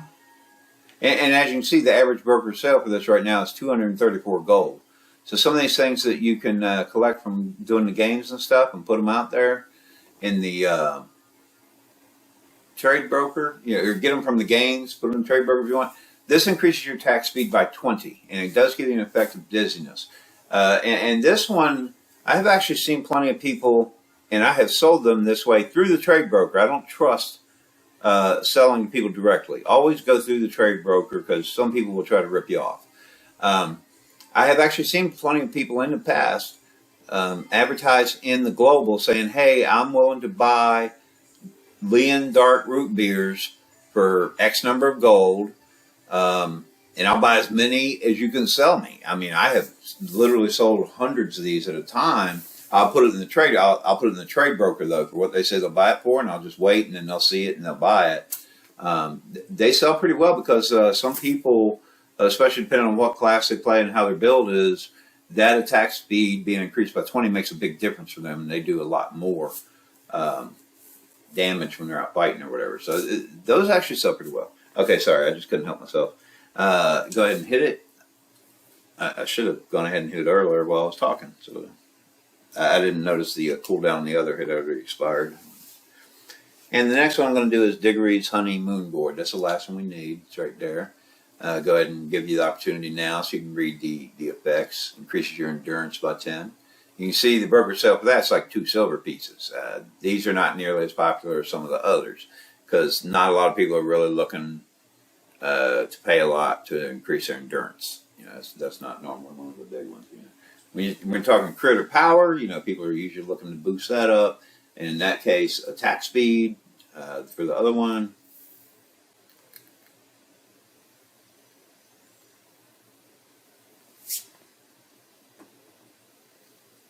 But this one is Diggory's Honey Moon Gourd Drink. If you want to go ahead and look over the things that it does for you, which is just increase your endurance. And drink. And in the lower right, please drink responsibly. We now have that feat.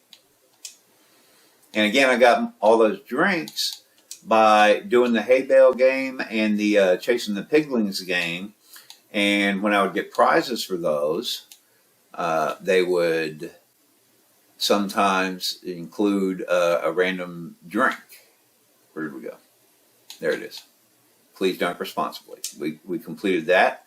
I already went over what the requirements were. Stairway to Heaven we've already done. That was when we were up at the Sky Pond. All right. And now what I want to show you is good eats. If you need to pause the video, you can, but I'm not going to read through each of the individual items. But those are the food items that you need to eat to get this particular feat. And again, some of the cooking ingredients I actually got from playing the games, like the Diggory's thing with the hay bales. You get flour for that, and at least one of the food items needed it. Let's see, I'm marking off popcob seed and lamb bulgogi on my list so that I don't waste my time with those because she's already eaten those at least once. And all these things you just have to eat once. So I'm going to try doing it in this order. I have run into problems in the past where I didn't do it in the right order, but I'm not sure if the list order is the right order or not. I can't remember. So what will sometimes happen, matter of fact, I need to just look, I guess. All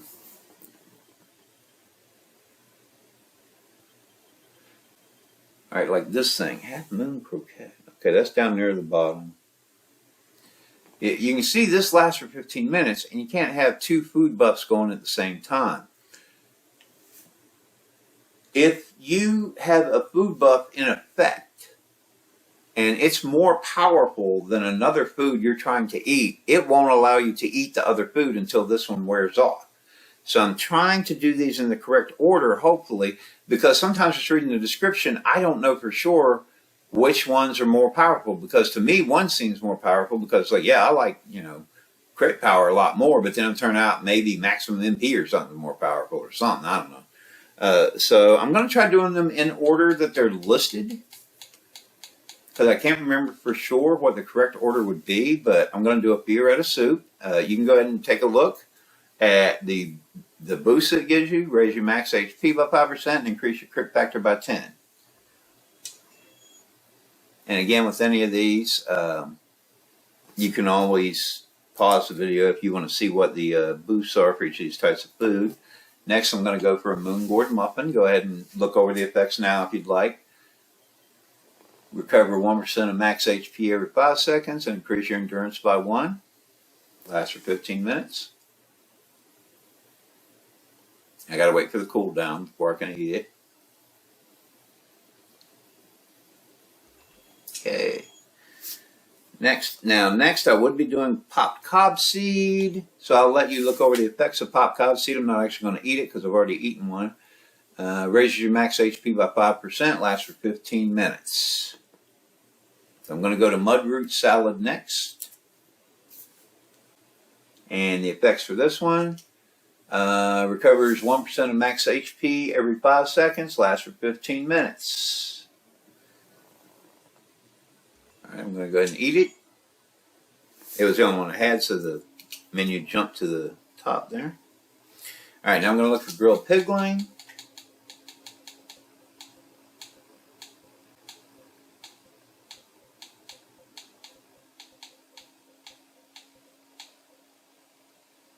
There's your effects. Recovers 1% of max MP every 5 seconds. Lasts for 15 minutes. And again, while I was outside of the video, I went around playing all the games, doing some cooking for some of these to make them. Just because I didn't want to waste your guys' time watching me play games and then do all that cooking and whatever, because took like a couple hours. Okay, lamb bulgogi. I've eaten that before. It's one of my favorite combat buffs, actually, food buffs. It raises your max HP by 5%, increases your crit factor by 20, and increases your attack speed by 3. It lasts for 15 minutes. Last year, I was running all my characters through, getting a whole bunch of lambs every day, and then crafting them all into lamb bulgogis. And literally last year on my main gamer tag, running all them through every day for like 4 weeks, I made over 1,800 of these things. So I stocked up for a while. But it takes a lot of time doing it that way, but I didn't care. I'm gonna be grinding again this year. Okay, so now I'm gonna look for Struthio breast salad. I'm going to go ahead and eat one because I saw I have multiples. It'll recover 1% of max HP every 5 seconds, increase your endurance by 2, and increase your attack speed by 3. And I'm letting you see all of the different food buff things, just so you get an idea of what you may be wanting to cook or go play games to get or whatever. Okay, so that was a Struthio breast salad. Now I'm going to try a chevron berry cookie.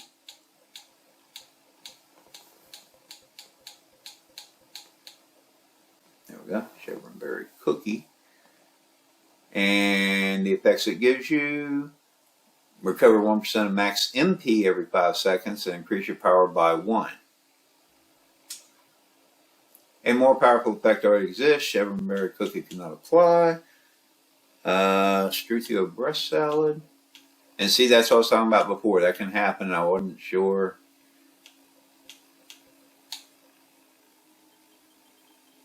Cooldown, so it lasts for 15 minutes. Alright. Let me try the Half Moon Croquette. See if that's more powerful. Let's look at the benefits there first. 1% max MP, 5 seconds. Increases power by 2. Increases attack speed by 3. And of course, you can always pause the video. Alright, Half Moon Croquette worked. So I'm going to mark that one off my list. Apparently it's more powerful, the same power as the breast thing. Alright, now I'm going to try the traditional Bleakfields barbecue. Traditional Bleakfields barbecue. Increase your healing effects of buffs by 9%. Affects you and up to 20 people within a 20-meter radius. You can see that sells pretty well in the brokerage, 140 each. Right now it's the average. I guess that's for a healer to use. I don't know. I'm going to try to eat it. All right. Now I'm going to try a Freehold's Flame Salad.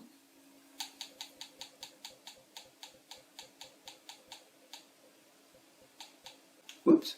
Freehold's Flame Salad. There are your effects. Raises your max HP and MP by 5%. And this also affects you and up to 20 people within a 20-meter radius. Okay, so snatch one of them, you're helping all your buddies out too. All right, I was able to eat that one. And bleak wings. Feats.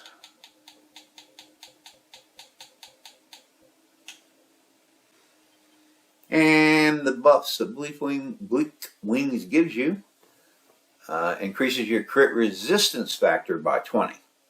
And this one also affects you and up to 20 people within a 20-meter radius. So, wow. Average brokerage sale, 650 gold?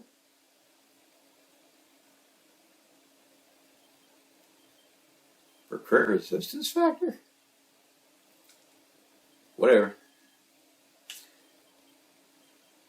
Might be worth selling a broker. I don't know. You can give it a try. Bleak Wings. Ate it. Okay, good.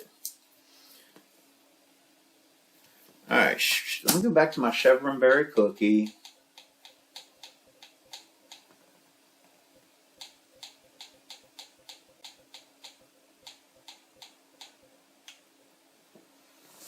Wait for the cooldown to happen.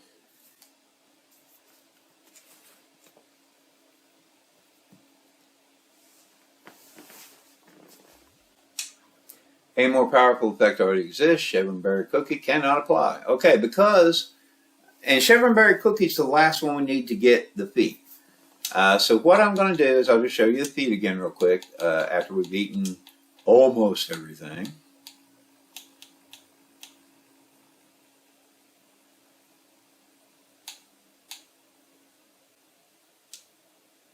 See? And there, if you need to pause the video to look at all the items again, you can. You can see everything else is highlighted in green. Chevron berry cookie is still in gray. That's because we haven't eaten the chevron berry cookie yet. This is how you keep track of what you have and have not done for these kind of feats. All the prizes are mine. I did play the games. I got 3 kickbell gift boxes, 3 Piggling Rodeo gift boxes.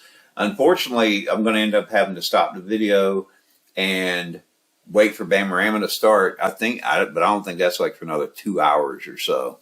But I do want to show you all the feats being done and stuff because I believe that's one of the things. Yeah, I have to have that one to get Eat, Drink, Enjoy Rootstock because as soon as we eat a chevron berry cookie, we'll have good eats done. And you can see we've already done Drunk Responsibly and we've already done Stairway to Heaven. Good eats, all I need to do is eat 1 chevron berry cookie. And then we'll need to do All Prizes Are Mine, which the only thing I need is Bamorama boxes, which I can just buy from the special vendor over there, but the special vendor only shows up when Bamorama is actually going on. Okay, so let me see my food buff up there. I have 12 minutes before that's going to wear off. Oh, and I didn't show you earlier. Here's the teleport master right there for this area. All right, so I am going to stop recording and then do a fast forward when I actually go to edit this so that we can eat our chevron berry cookie. Okay, and now that our food buff has worn off, we can go back into our inventory.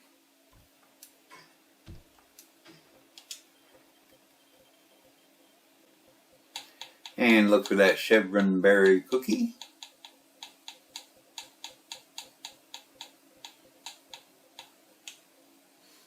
And again, it recovers 1% of max MP every 5 seconds and increases your power by 1. Lasts for 15 minutes. And if you look at the lower right corner of the screen, we just got the feat for good eats. Let's go back into our Feats menu. Festivals. Whoops. Good eats. And again, you can see they're all green now, none of them are gray. That's how you keep track of what you do and do not need. And we got 10 points for that, and we finished that. And for Eat, Drink, Cook, Enjoy Rootstock, we have completed 3 of the feats for that. We only need All the Prizes Are Mine to finish getting that. All the prizes are mine. I do have 3 of the Kickbell gift boxes, 3 of the Piggling Rodeo gift boxes, but I need 3 Bamorama boxes. I can only buy those from the special vendor at Bamorama. And you can only do, she's only there when Bamorama is actually going on, which it is not. So always remember that. You're only going to be able to get those boxes at certain times of the day. Now, according to him, it's from 5 to 10 p.m. Pacific nightly. I'm in the Eastern time zone. I'm either 3 or 4 hours ahead of them. I forget which. So for me, it's either going to be 8 or 9 o'clock that it's going to start. So I have either 1 or 2 hours to wait before Bamorama begins. And then I'll be able to get the final feat that I need. So what I'm going to do is stop recording. And while I'm waiting, I'm going to go ahead and start grinding some of my other characters on this, because this is my new gamer tag that I just recently created. You guys saw me create her, get her from level 1 to 64 in like 65 in like 14 hours. I have a video out there for that. And then 14 days after that, I did a video where she got her AlphaGo title. I have a video out there for that, and I have a separate video that shows you how to get AlphaGo quickly and easily. And then 6 days after that, I did another video showing her getting the Bossy title, so 20 days from the date I created her. And I have that video out there, and another video that shows you how to get the Bossy title quickly and easily. She did it in 20 days. You could do it in less than that. So I'm going to go ahead and stop recording. And no, I'm not going to stop recording. I almost forgot. Yeah, I'm going to skip ahead. While I'm waiting, one of the first things I'm actually going to do is I'm going to go to my main gamer tag and show you my Berserker, who is the only character I have who actually does have all the permanent little frog pets that you can get from Faire, just so I can show those to you in case you want to see them. All right, so we're going to skip ahead. This is my Berserker. This is on my main gamer tag. She's actually the very first character I ever created when I first started playing Tera, when it first came to console a little over 4 years ago. That first year when we had Rootstock, I can't remember if she was still my only character at that time, or if maybe I'd created 1 or 2 after her, but in any event, she is the only character I have who has all 3 of the permanent frog pets, just because I don't like doing that little task you have to do to get them, and it's just too difficult a game for me, and the reward is not worth it. But if you do want to see what these pets look like, I'm going to go into my skills, to my pets. The first one is Pinky. Alright, he's a pink frog. That's him right there. And if I go into my pet menu, he doesn't really do anything. He has something called an emote. I don't know what that is. I don't know if it's something you can use or if he just does it automatically. But that's Pinky right there. As a solo player, I don't really do emotes or anything because I'm not ever talking to anyone. I don't need them. They're wasting my time. But that's what Pinky looks like. Nice little pink frog.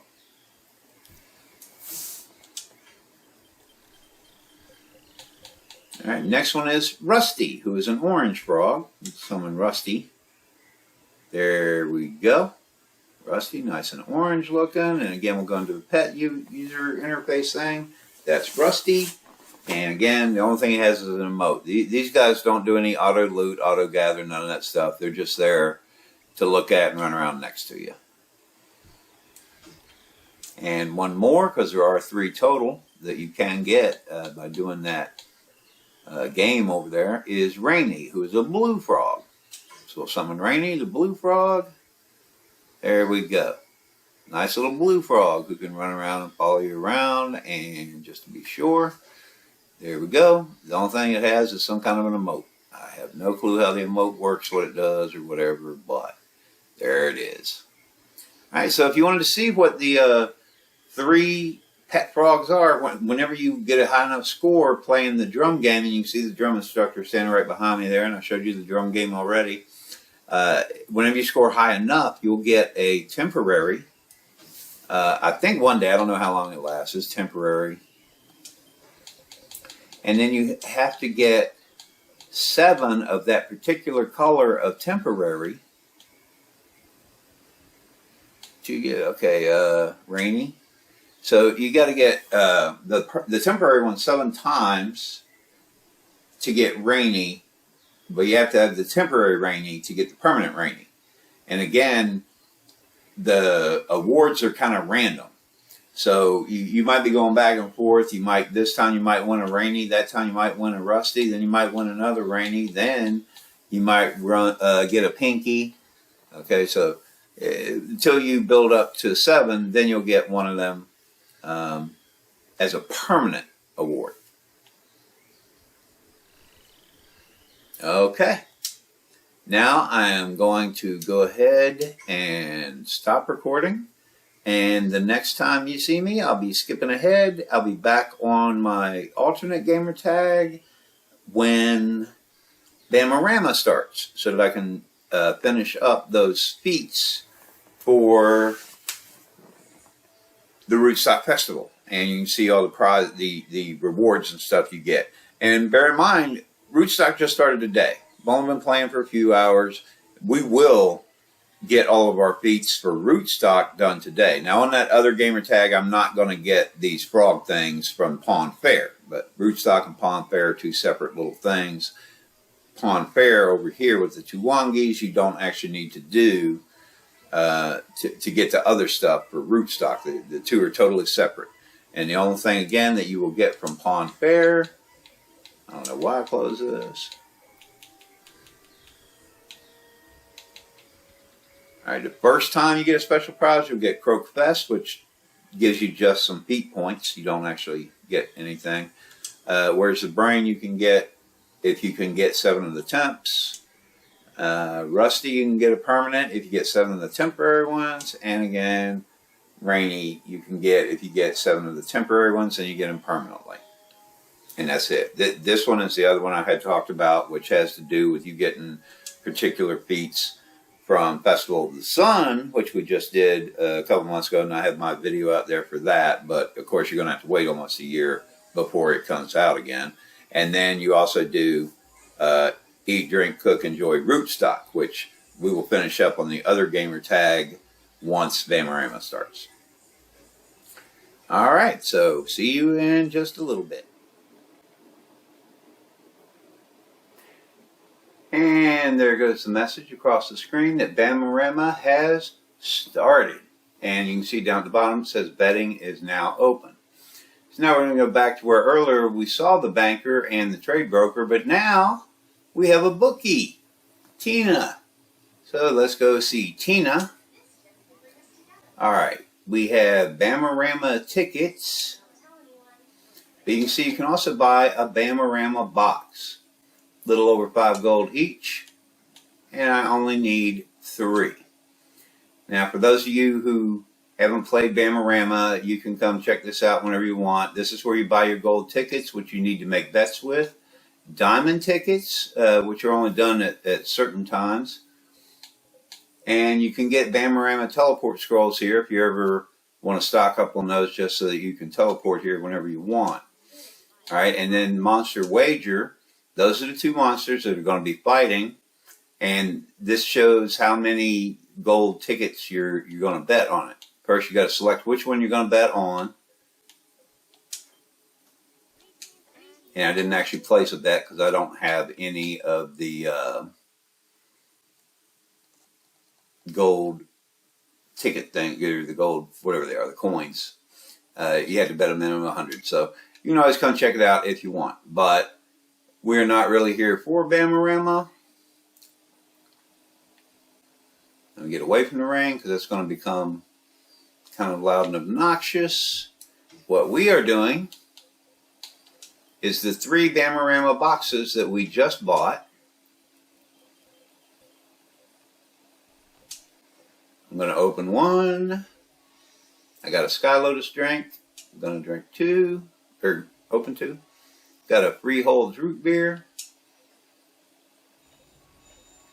And I got a Leon's dark root beer. I see all the prizes are mine. Eat, drink, cook, enjoy Rootstock. I got my Rootstock carpet. And I got the feet for now. All I need is a lamp. And we got our moon silk carpet. Because down in Feats, the only thing we were missing were those boxes. So that we got our...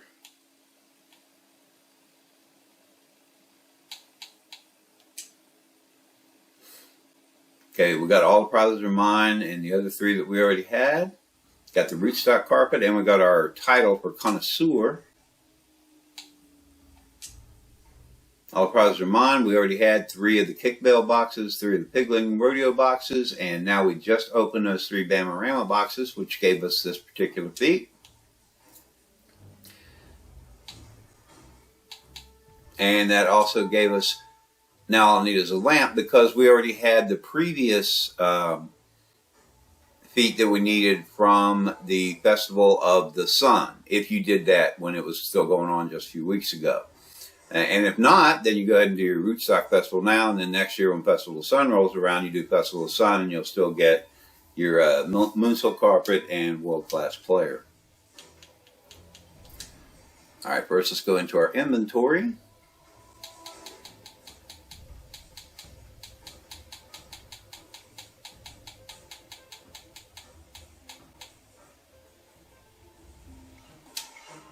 Let me check my skills. Oh, wait a minute. Oh, okay.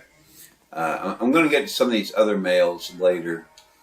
Feat reward. You got to go to Parcel Post to pick it up.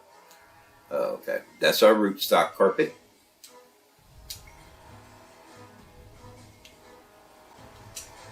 Okay, that was an adventure level increase. And it's our Moonsilk Carpet for all I need is a lamp. Like that. Now it should be in our inventory. Alright, first I'm going to look at the Rootstock Carpet. Okay, the Rootstock is the one we got just for Rootstock. And it's available for 21 days. So it's a temporary carpet. Now I use it so it'll go into my skills inventory. And the Moonsilk Carpet, you'll notice it doesn't say anything about a temporary time. The Moonsilk is the one that is permanent. Can't trade it, no sale value, can't be stored in the bank, can't be stored in the guild bank. And it was the same with the other carpet. This is only for you. So whichever character you want to have your Moonsilk Carpet, be sure that's the one you're going and doing all of your festival feats with. So now if I go into my skills,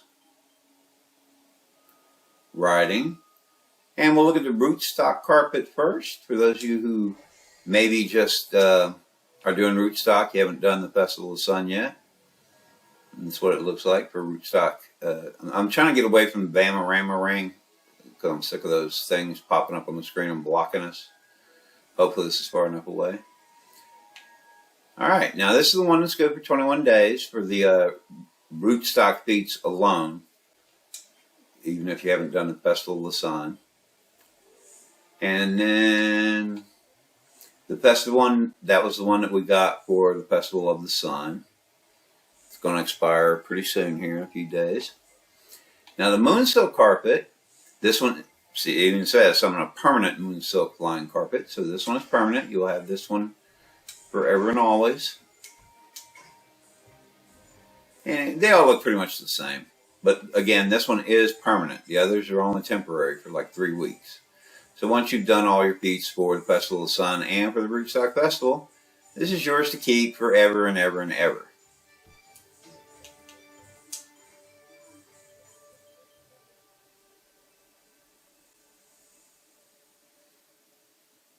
And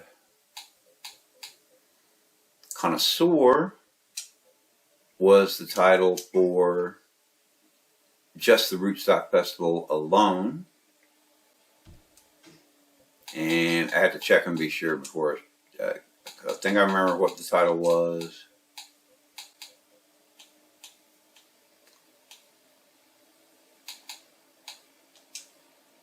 Yep, World Class Player.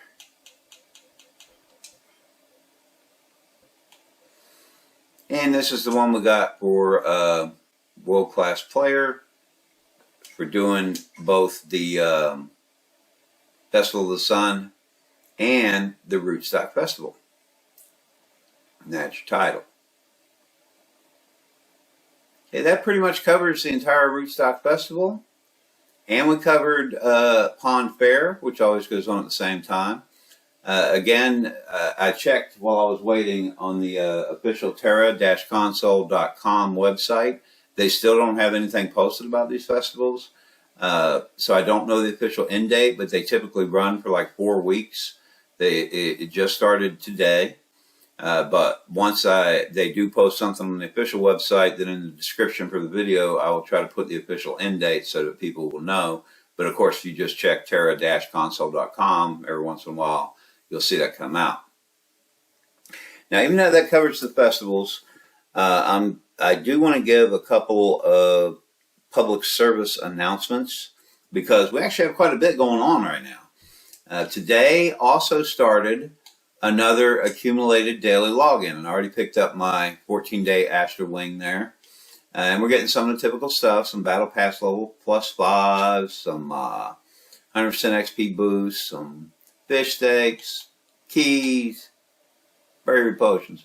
But what I do want to point out is on day 15, you'll get a Stormcry weapon box. So, you know, if you keep up with this, you got characters who don't have Stormcry yet, they're still in like Frostmetal or whatever, and you don't feel like doing all the upgrading and stuff, just wait till day 15. Get yourself a Stormcry weapon. Might be good for an alt character or something, you know. And then on day 27, you get a Stormcry armor. You know, you'll still have to go out and get your own gloves and feet armor, but you will get the armor on day 27. And the big last final prize is going to be a superior stigma chest. And there goes some Elenu's Tears. I love Elenu's Tears because I do a lot of crafting and gathering and all that. And those restore your production points. Love those things. And diamonds, all kind of stuff. So be sure to log in every day and get your accumulated daily login event stuff. All right, that was that. Okay. Let me go into my mail now. I intentionally did not open any of these because... let's see. Server failure issue compensation. Apparently on 30 and 31 August, there was some downtime on the server. Something had gone wrong. It wasn't working for a while. So they compensated us by giving us 2 items. One is a rare stigma chest. I'm going to go ahead and collect it. And the other item they gave us for the server failure was an elite status gold for 3 days. Now, because this character already has elite status gold, I'll just end up activating this and extending it for another 3 days. But these are especially nice even if you don't, because like my 3 other alt gamer tags, I have 5. And my main, this alt that I had recently created, and 3 others. The 3 others, I don't normally have elite status on them.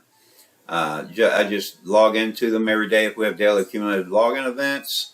Because that gives me extra diamonds and Elenu potions, all kind of stuff that I can consolidate and send over to my main gamer tag, or even just keep on them because sometimes I use them for farming and stuff. So if you don't normally have elite status active, you might want to hold on to this until the next time you know that you are definitely going to be logging in for at least 3 days straight for at least 2 hours or more. So you can get the 5 elite gift boxes per day. You can only collect them once every 30 minutes.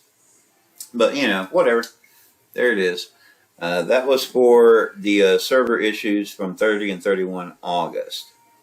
And then this morning we also got a maintenance reward. Every time we have a maintenance, like we had last night, they give us certain maintenance rewards.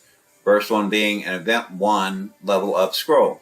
If you got a new character that you're working up through the levels, at any given level, you take the scroll and it'll bump you up to the next level. So I recommend you wait till you're getting at least close to level 60, or maybe you might even just go to your level 64, pop this scroll and get your level 65 instead of working the rest of the time you know that you need for that level. These particular scrolls are temporary. I think they're maybe 3 or 4 weeks and then they expire. But that timer only begins after you pull it out of your mail and it's sitting in your inventory. So what I like to do is not collect them from my mail when they give them to me, because we get one every maintenance reward. And you can see that my little gift box thing on the left there is still highlighted. That means that I have an attachment in there, even though the email itself is showing that I have read it, you know, that part's ghosted. The box itself is highlighted. So I know right there I have one of those level up one-time scrolls. But then I have one right there as well from a previous maintenance reward. So that was 2. And there's one there. I got 3. There's another one. I have 4. There's one down there. I have 5.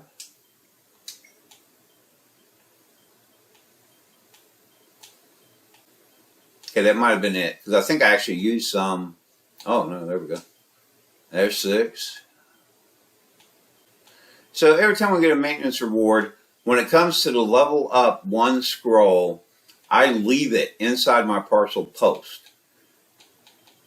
Because as soon as you take it out, it starts a countdown timer. It's only going to be good for 3 or 4 weeks. I can't remember the exact time. But as long as it's sitting in your parcel post, the timer hasn't begun. So what you can do is save some of those up, and then the next time you're getting ready to make a new character and leveling them up, you might go pull all of them out at that time. And then, like in this case, I can level them up 6 times. In which case, I would probably wait till I'm getting close to level 60, bump them up a level, work a little while. I think there's like an hour cooldown every time you use one, if I recall correctly. Off the top of my head, I can't remember for sure. So that's my recommendation. I would never take these out of my parcel post unless you're getting ready to use it right away because you're leveling up a character. Otherwise, let it sit in your parcel post, let them build up, because we get one for every maintenance reward anyway. Then you might be pulling 5 or 6 out at a time, which is going to help save you some time while you're leveling up that character. Okay, let's see, that's accumulated. Oh, I already told you we're doing the accumulated login event. That's just where I grabbed mine this morning. So I'll go ahead and collect it. All right, maintenance reward is what we're looking at. So the next maintenance reward is another Battle Pass level +5. We get a lot of these in the game for free. Some Superior Noctinium Elixir. Some Rainbow Bait.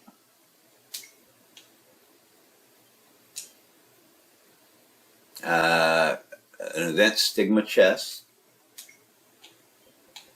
These are still just maintenance rewards that we received because we had maintenance last night. 10 Lamborghinis. Again, that's my favorite food buff that I love. There's some good fish ones as well that I sometimes use, but Lamborghini is my big go-to, especially since they're pretty easy to get for me because I make so many every year and stock them up. Fish fritters. Next maintenance rewards, 3 gold bars. I mentioned this in another video. If you get gold bars, either from like the Battle Pass stuff or these rewards, the only thing you can do with a gold bar is sell it to an NPC merchant for 1,000 gold each. Okay, so that's 3,000 gold sitting right there. You can't do anything else with it. Now, they are tradable. Sometimes I will see people on the trade broker trying to sell these things for like 1,200 or 1,300 gold each. Do not buy them, because if you buy it for 1,300 gold, the only thing you can do with it is sell it to an NPC merchant for 1,000 gold. You just lost a few hundred. So apparently, I'm guessing they put them out there to try to rip people off who don't understand what they're for and what they do. So bear in mind, the only thing you can do with it is sell it to an NPC merchant and get 1,000 gold each. So never buy one for anything more than 1,000 gold. All right, get some complete crystal binds there. Those are always nice to have. Another maintenance reward, 10 bravery potions. I love those things too. I usually have a Lamborghini and a bravery going when I'm fighting world bands and stuff. And the last maintenance reward is a 7-day flying skill gloom flight. So go ahead and get that. So as long as you log in, we had maintenance this morning. I believe if you log in anytime within the first 7 days, if I recall correctly, after the maintenance, then you'll get all those same rewards.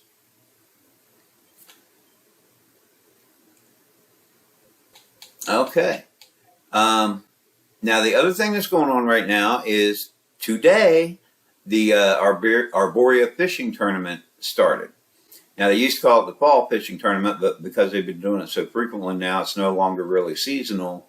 It's just whenever they decide to put it out there. This is a fishing tournament reward coin. The recipe for building them, you need that recipe to be able to make your coins. We got 10 special baits. That was from this morning, the first time that I got them. And then this evening, almost 8 o'clock at my time, I think. Okay, 2046. That's, yeah. because around 8 o'clock or so, I think it's when mine resets in the Eastern time zone, and I get these. So this is my, you get 10 per day, every day, while the event's going on. And then you use those to go fish. And then you get the infused manas that I showed you before. Whoops. That you get by doing Vanguard requests. Each of those funny little egg-looking things there, that's a mana infused metal. You need those for crafting your special tournament coins. I'm not going to bother to go out and show you any of that because I have a video out there that is actually called the Fall Fishing Tournament, because when I made the video, that's still what it was called, was fall. Now they're calling it Arborea Fishing Tournament, but it's the same exact thing. You go to Saren's Lake to do your fishing, and if you go watch that video, it's in one of those brand new playlists that I had created in the playlist for festivals and other seasonal whatevers, something like it. Just look for the one with festivals. It's under there. Okay, and let me check my notes. And I believe that was everything that I wanted to go ahead and cover in this video. Hopefully you guys enjoyed the video. Hopefully you'll come out here and enjoy rootstock and go ahead and start grinding every day and creating whatever kind of food buffs you want to create. They're good for you. And again, some of the special drinks and things. You saw us opening Bamarama boxes, and we got special drinks. Some of the games for the Hail Bay thing, and the chasing the piglings. Some of the prizes you get from there are special drinks or special foods. Some of the games you're going to get, and some of the little things you're doing, you're going to get special food ingredients for your cooking. Like the hay bale thing, you get special flour for that, for cooking with and stuff. So come on out to Rootstock, enjoy yourself, explore everything. Go ahead and get all of your feats. I've shown you what the feats are available and how to get them. Don't forget about Faire. You know, if you want to get one of them permanent frog pets, go for it. It's free. You know, they're cute. You saw what they look like. And that'll do it for today. So until next time, enjoy Tera and happy gaming.